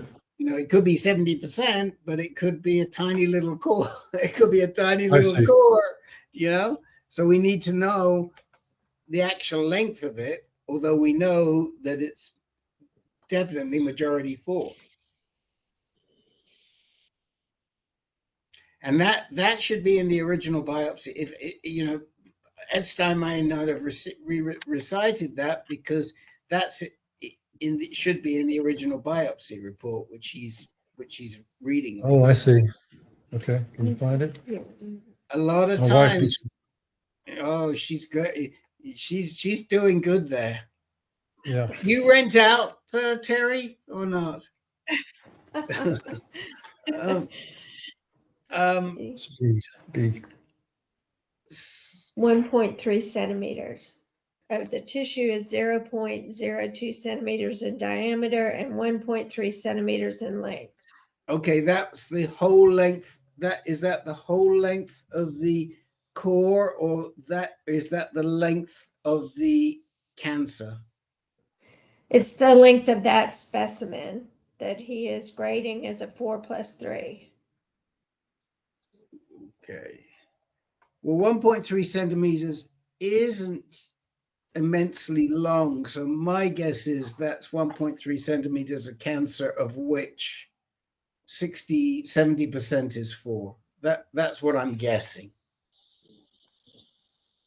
Because usually the core length is a little longer than that. See, what they do is they stick a needle in, which is hollow in the middle. And then they take that needle out. And so they've got all this tissue, which is maybe 3, 4, 5 centimeters long, usually. And they look at how much of that tissue is contaminated. And my guess is that 1.3 centimeters is the amount that's contaminated. And from that, we have 70% or whatever you said is 4. And that's enough to make it significant, and you need treatment. Got it.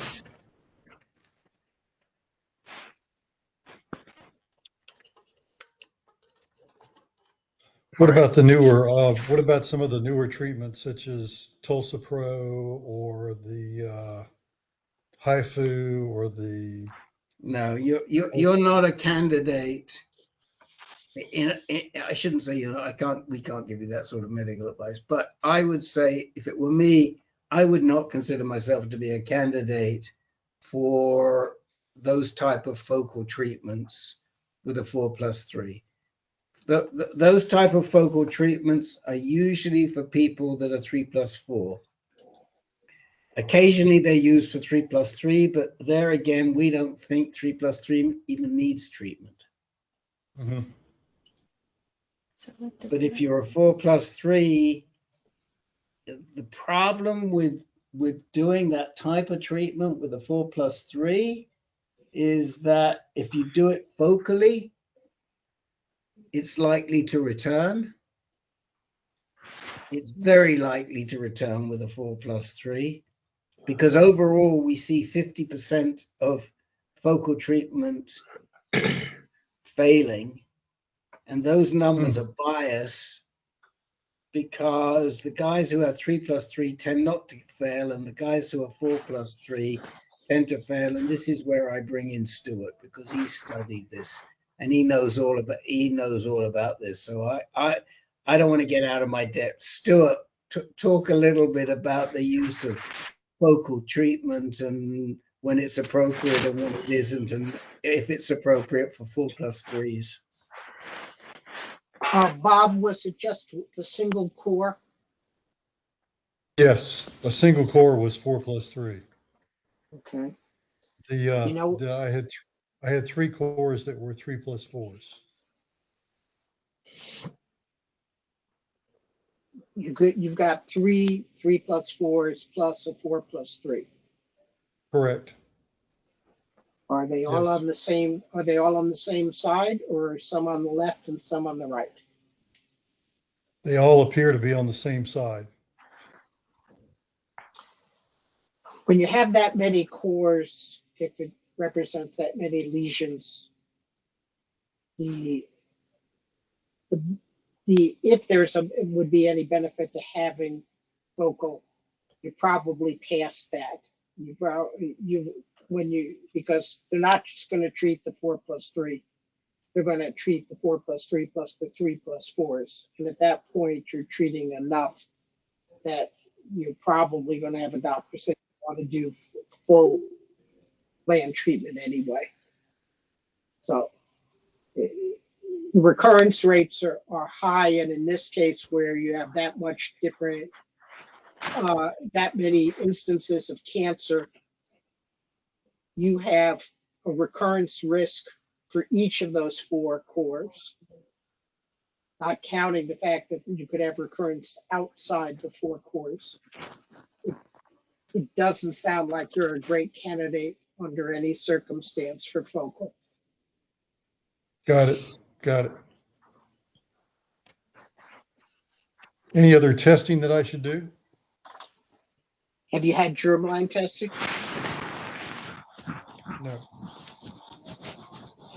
I've got this Decipher report, but that's all that's the only other information that I have. The information about potential mutations could influence the treatment decision. And then if you're looking at, if it seems like you're aiming towards radiation, you probably want to consider having a prostox test, because that's designed to flag if you have a high risk of long-term side effects from SBRT, which might be one of your treatment options. And so what was the test you originally talked to? Well, the germline hereditary test. Yeah, germline is hereditary DNA testing, not DNA, I'm sorry, genetic testing to see, they test it specifically for prostate cancer to see if you have any gene mutations that lead toward prostate cancer. You could have inherited something from your father or your mother's side. Do you have a history of cancer in your family? No. No? Well, I have my father and my maternal grandfather both had prostate cancer, and I had germline testing, and I had no genetic markers at all. So it can go, it can go either way. But as Stuart said, having the information is better than not having it, especially when you go down the line to look at treatment. I think was it this meeting? I told someone that if you're positive for, say, BRCA, for example, it could definitely sway your treatment. So, and it's something you can ask your doctor for. I mean, tell them it's you have cancer and medical necessity. You want to know if you have any of these markers, genetic markers for prostate cancer, and insurance definitely covers it. I say that with 99% surety, because some insurance companies don't cover things that you think they should just cover, right? So is brachytherapy also an option?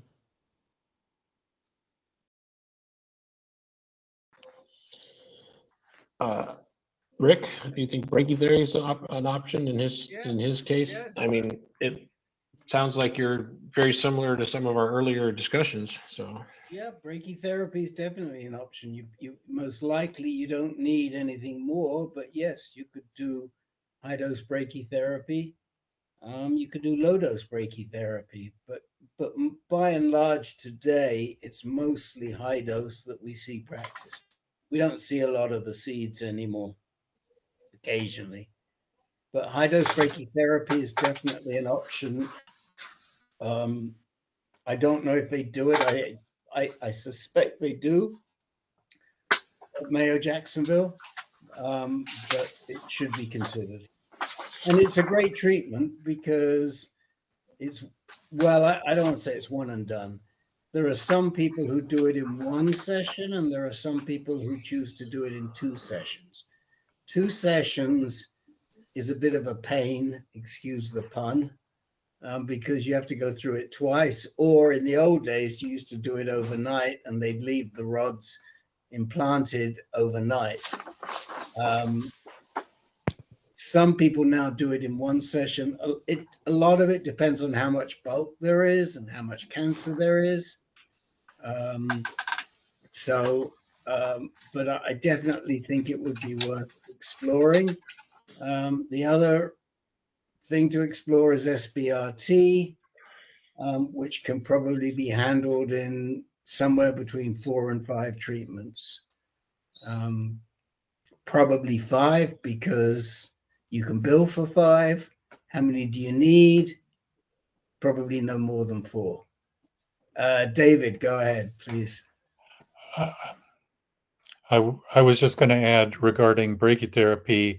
I had a friend who recently last year underwent HDR brachytherapy from Albert Chang at UCLA, and the way they did it then was it was 2 fractions that were done, 2 sessions, but instead of keeping him overnight, it was really a day procedure. They did one early, kept him for a number of hours, and did the other one, but it was the same day. There was no overnight stay, and he didn't have to come back again. And those 2 sessions in one day, and he was completely done.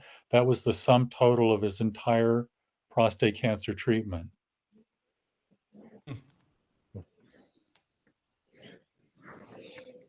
And this Decipher report doesn't give any significant information?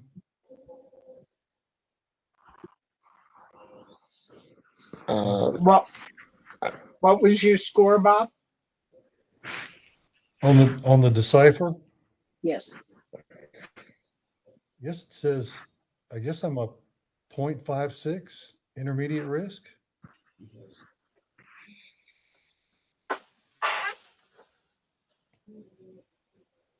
Am I seeing that correctly? Yeah. So I thought Stuart was going to say something, but that fits with Dr. Epstein's upgrading to 4+3. I mean, you're definitely Okay. intermediate risk. So Okay. yeah. I'm not as So we familiar know with the what- Decipher as some of the other individuals. So The Decipher, it's good for you to have when you start talking to the doctors about treatment, because that could influence their decision as to whether or not they're going to recommend ADT if you go the radiation route. So it's a good additional piece of information for the doctors. Got it. yeah. All right. So I don't know how much research you've done to this point. You're familiar with what ADT is, right? Yes. Okay. So the other thing I noticed about the prostate cancer free chart that Bill has put up, or the link that he put into the window, was that there's a lot of other pull down things that have links to other areas about prostate cancer itself, treatments and grading and all kinds of stuff. So I mean, I can't vouch for the efficacy of the information, but David's gone through it and seems to think it's a pretty fairly well done bit of work here. So, check it out as a source of information for other areas, and these treatment options. But do you have any other questions for us, Bob? We got one more gentleman that wanted time. So. No, thank you very much for the time. Appreciate it. All right. Albert, you've been very patient. We appreciate it. Hey, no problem. Yeah, it's been since the 12th, I believe, of December that I had my biopsy that it said that I had, 3+4. Well, even Mayo said 4+3. And then Epstein downgraded it. But I've been over this with you guys before. It's really, I got to go with the 4-3 because Epstein was your 1% away from being 4-3 anyway. So I've been thinking and researching a lot about treatment, and I've been leaning towards, I'm in Arizona, so I could go to LA easily. I've been leaning towards, well, at first I was thinking beam, but then I was reading that cure rates were probably better with brachy. And so basically where I'm at is thinking I could go to Chang, although I've already met with Kishan online. I don't know if that precludes you from switching doctors at UCLA. I know it does at Mayo. for the radiation oncology department. But I'm thinking that that would be okay because Chang does the brachy and Kishan doesn't. So I was thinking about toxicity and what David said about the study. I watched a whole video about that doctor from Canada and her findings, and it did really point to brachy being hopefully the highest cure rates. But I didn't quite understand what you said, David, about toxicity, and I was sort of thinking maybe do seeds, and I thought you had done seeds with Rossi in Colorado. No, I did not do seeds. I did HDR. Yeah, I did the non-seed approach. with I Dr. did Rossi. that. What's that? Dr. Rossi. Yes, I did this. I did the HDR plus IMRT, Yeah. and then also 6 months of ADT. Right. Okay. Well, in terms of toxicity, is it what you said was I thought I understood was that it would be similar even at distant toxicity from the event. I'm not so concerned about recent tox or subsequent close toxicity. I'm like more about, well, does it linger? I can put up with it for as long as I need to if it's going to go away. So are seeds more or less toxic in the long run, or that you, from what you've seen? Are seeds less toxic than HDR? Is that what you're asking? Yeah, in Or terms less? of neurological and bowel impact Well, are you wanting me to compare seeds to HDR or compare seeds to beam? to HDR. Well, it's kind of like I said before, with HDR, you get a hard punch of radiation right at front, and so the symptoms tend to be more intense right immediately than LDR would be, but the side effects of LDR linger longer. Okay. And that's the deal. Now, there is another study. I quoted one study from Juanita Crook.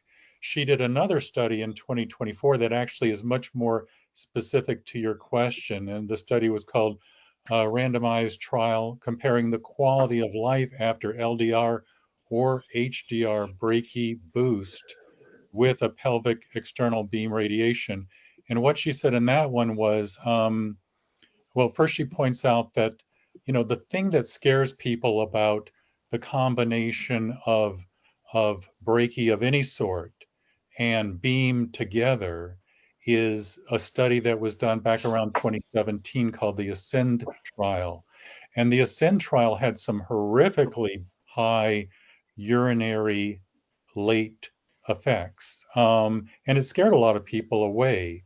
And so she took a look, did a randomized trial herself, and what she said, and I actually have a little excerpt from here. It says the superior outcomes of the combo therapy strongly support its approach for unfavorable intermediate. Randomized trials on dose escalation have provided level of 1 evidence of improved biochemical progression, but the use of combo approach is relatively infrequent due in part to the concern about increased toxicity. And so that is an issue. So this is why in the last meeting I said, if you do brachy, you want to only go to a really, really good brachy expert. You don't want to mess around with brachy because it's the results you get from brachy are highly dependent upon the skill and the expertise and experience of the person doing it, much more so than even beam is. Right. So Well, that, I was saying Chang or Rossi for sure, one of the two. well, I think you couldn't go wrong. There's a video, if you haven't seen it on YouTube, that's worth checking out. It's a video in which Chang and Rossi together team teach brachytherapy to a group of doctors. And so what you learn from that video is, first of all, you kind of get a feel for both of them as men and as people. Can I relate to these guys? But secondly, it's very clear that they see each other as equals, peers. They both really know their stuff. And they go into enormous detail about how they do brachytherapy. Now, I'll warn you, if you haven't seen that video, it's kind of like watching sausage being made. It may persuade you not to get brachytherapy, because when you watch it, you go, beam, that doesn't sound so bad after all. But you know, if you're pondering Chang or Rossi, it's worth watching. And I can give you the name of that. Actually, I'll just put the link to that video in the chat box. Okay, that sounds good. And if I were to go to one of them, could I assume that they would help me decide on whether I should do beam in addition and ADT in addition, or would I need another doctor like a urologic oncologist to make that kind of decision? Well, having spoken to both of them, I can almost predict what they're going to tell you. Like I just said a little while ago, a friend of mine was treated by Chang last year, and he had a 4+4, and Chang told him to do the same thing Chang told me to do, which was, and I have a 4+3, which was brachy by itself with no ADT and no beam. No beam. No beam and no brachy, no beam and no ADT, which for me was a little too minimalistic. And and Rossi regarding ADT feels the same way about ADT, which I don't agree with, and I didn't follow that. I got my ADT from my medical oncologist. Okay. Yeah. So this really goes back to the conversation I think we had right at the beginning with George as to what is really needed. And I think if you're a 4+4, yes, you probably need something in addition to the brachy. If you're a 4+3 and you don't have any complications like cribriform or IDCP, then you can get away without it. If you have IDCP and you have cribriform, you probably need a little bit more. So it really depends. Albert, I can't remember, do you have cribriform or? Epstein found the large cribriform, and Mayo identified focal cribriform structures. Let's just go with Epstein. I'm not interested. I'm not interested in Mayo. He found large cribriform. Right. You know, I think that these guys probably would say you don't need much more. Are you comfortable with that? I don't know. Well, David wasn't. They'd say I don't need much more than just brachy.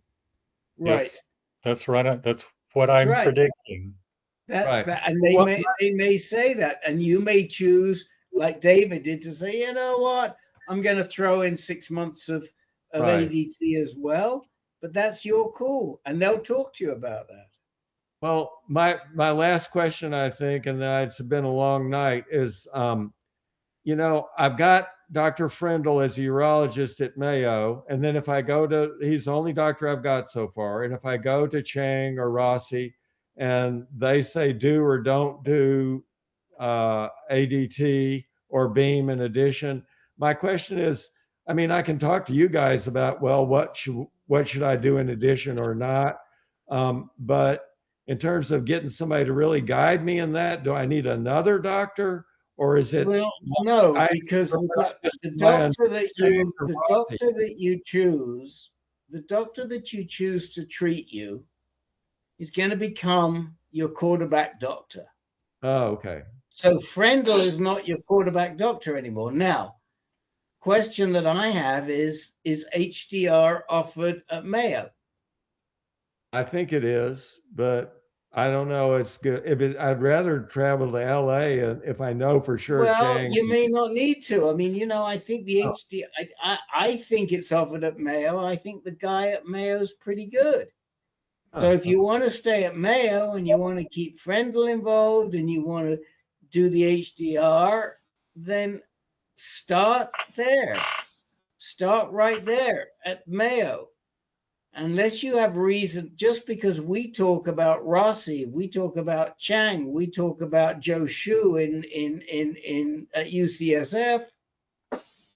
If we don't have any reason to believe that Mayo, that the treatment at Mayo is not good, it may be available there.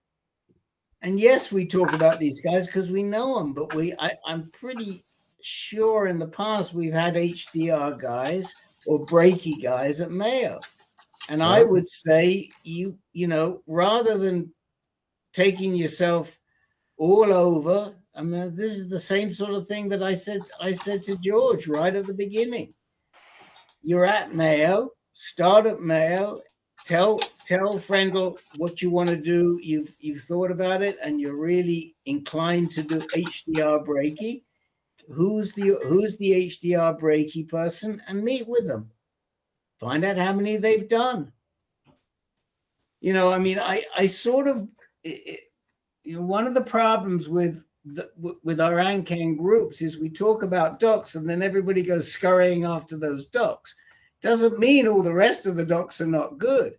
If we know of a doc who we don't like, we tell you up front. We'll say, avoid this guy. But you don't have to travel if you don't. You know, it's a bit like, it's like George in North Carolina. You can drive up to Mayo and you've got great docs there. Yeah. In fact, I'll tell you a real good reason not to go to Rossi, and it's what Rick is alluding to. It's location, location, location. Rossi used to be a professor of radiation oncology at Emory, but he likes to ski. So now he operates out of this really remote hospital in the mountains of Colorado. Here's what it takes, what it took for me to get there. I had to get on a plane, fly to Denver, wait for the next plane, fly to Aspen, get on a regional bus, travel for an hour to the edge of the small town his hospital is in, get on a city bus to the motel, door to door, 11 hours. 11 hours. Yeah, right. I know. I mean, that alone. And getting there was the easy part. Imagine what it was like for me to come back 3 days after brachy with urinary symptoms. Oh, wow. Doing that trip. Oh my goodness. Were you in the outpatient? What? It was outpatient, so you spent a couple of days in Colorado before you left at the hotel? Oh, no, I did everything there. I did the IMRT there too. Oh, I see. Yeah. Okay. Well, that's all sounds interesting. If I went to UCLA, though, it seems like would Kishan do the beam, or would Chang do the beam with No, Kishan would probably not do the beam because Kishan works with LINAC. Okay. So, you know, again, guys, unless there's a really good reason, drop the names. You guys drive yourself nuts around, do I have the right name? There are a lot of good doctors out there. And if you're at a good center, you can trust the center. Sometimes, yes, you need the right name.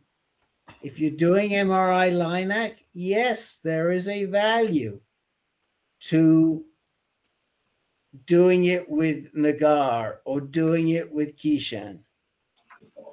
Albert, are you in, I'm not sure where you're at. Are you in Southern California, or are you in Minnesota? No, he's where I am. He's in Tucson. I'm in Tuba. So you know, you hop in your car, you drive an hour and a half up to Mayo, and you're in great shape. And if you don't like the guy, if there's a problem with the guy, that's same. Again, for Steve, who's back with us now, Steve, and we'll address your question, trust us. But for somebody like Steve, he's in Malaysia, I can't remember where, Penang or somewhere, I can't remember. But but he's got to come to this country. But you, Albert, have good docs close to you. George has good docs close to them. And we want to make life easy, so we push you towards those docs that are close to you. Okay.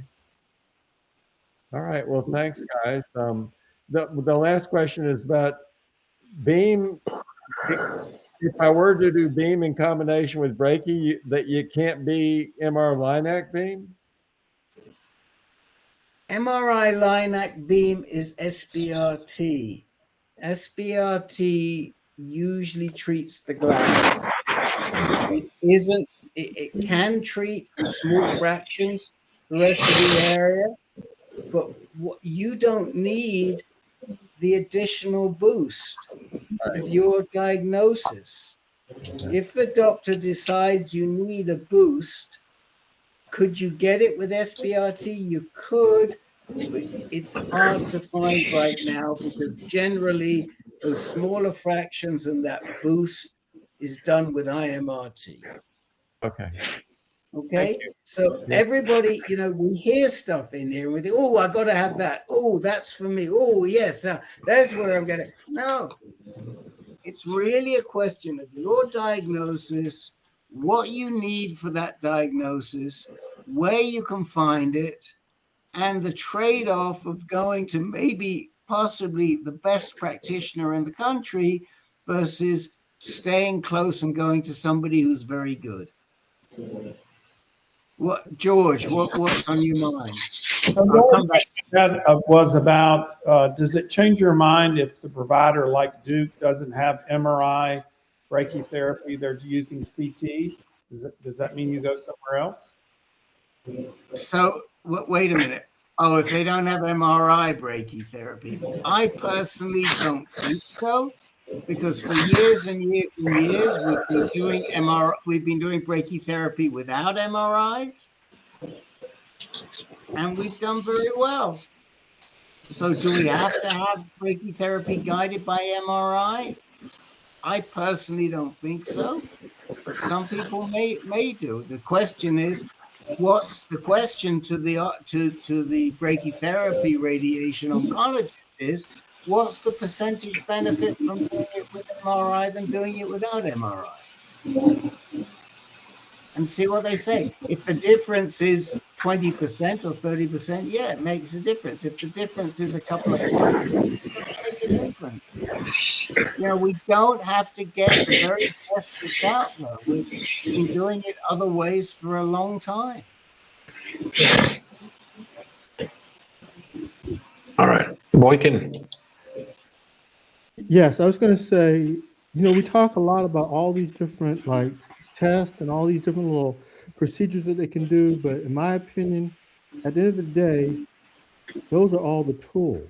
What you really want to focus on is the doctors you got, and let them figure out the tools. You just need to make sure that you're intelligent enough that you're asking the right questions when you go see them, but don't walk in trying to say, hey, I want to get this tool done, so now I got to go find the doctor to match. I think that's like basically ass backwards. I think you got to start with the doctors. All right. All right, Albert. Thank you. Thanks for your patience. Steve left and came back. I mean, we've been here that long, guys.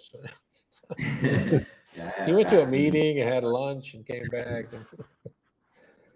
We do have one individual who's on here who just showed up. He didn't put his name in.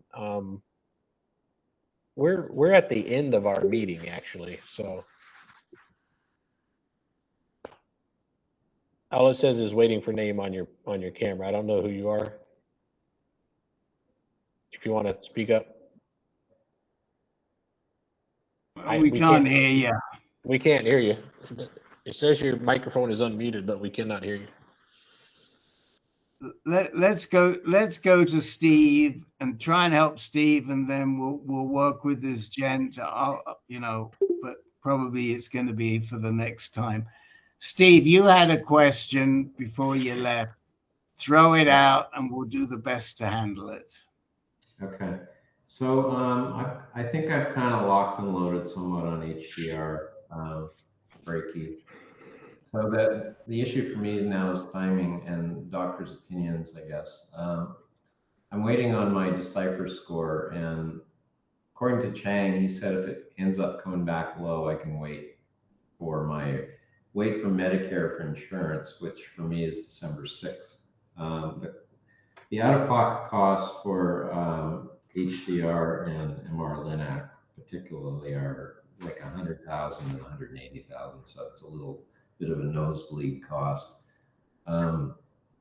I would probably do it if it made a difference in terms of spread or whatever, but I'm kind of on the fence. I mean, when I get the Decipher score back, I have to make a decision, I think. I mean, in a way, I'd rather treat it earlier than later and not give it a chance to grow anymore.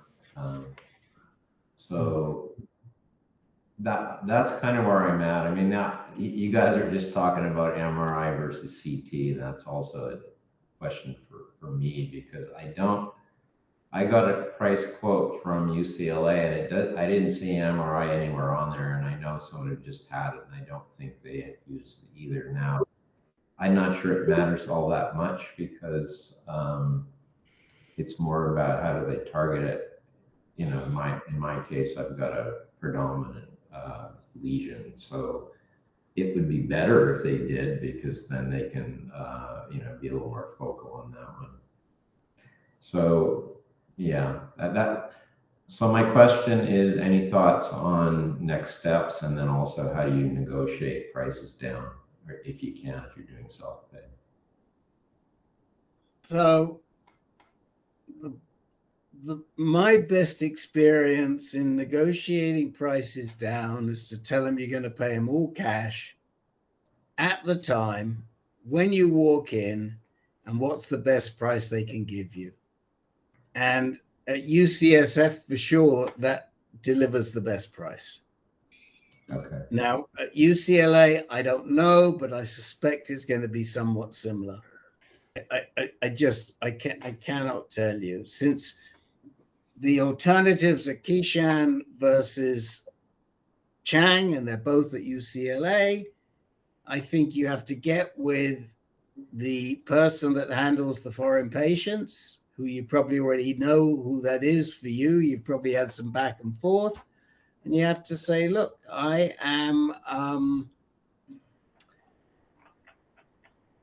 I'm an all cash payer. I'll pay at the time. I want the very best price you can get. And that's how I would negotiate it, and see what the two prices are. If you then have to decide between the two, only you can do that. The other issue, could you wait? Should you wait? And I think, remind me, but I think we came out that you were 4+3. No, you're 3+4, right? 3+4? With the cribriform and 3+4. Introductal, if you recall. I'm sorry, say that again.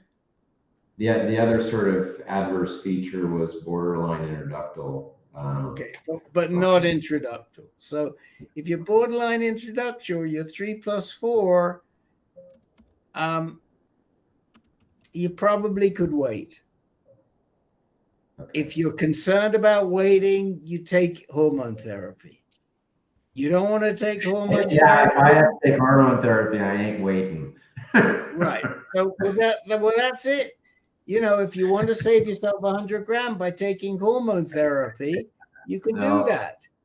So again, these are personal. We can't advise you on this type of personal decision. We can tell you that for somebody like you who wanted to defer their treatment 6 months or 9 months, 7 months, 8 months, yes, you can use hormone therapy. But if you're really opposed to hormone therapy, then it's not an option.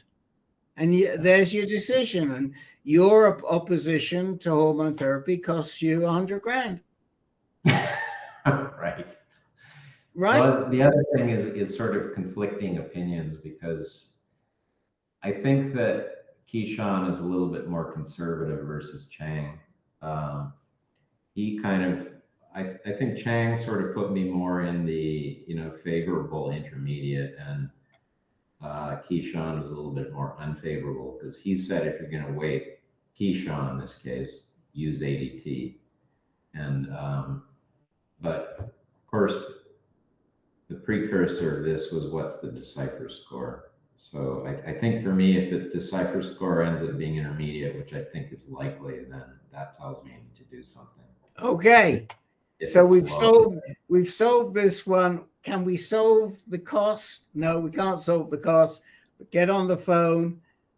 Yeah, obviously you're a successful business person. I don't know anything about you, but you're a successful business person. You know how to negotiate. I can tell you the magic words are, if I tell you the magic words, you'll get the best price. And the magic words are all cash now. Okay. It's just like buying cars, right? Yes. It's just like buying cars. All right, because we want to go home. Anything else? Guys, appreciate it. Okay. Do you want to talk? Leon, put your microphone on quick. There you go. Can we hear you? No, we can't hear you. We still can't hear Sorry. you, Leon. Next time. Leon, the meeting's over. The meeting started at 8 o'clock p.m. Eastern. 5 o'clock Pacific, and everything in between. Come back in 2 weeks. What's the date of the next meeting, Mr. Franklin? 2 weeks from today is the day, which is March 9th. March the 9th.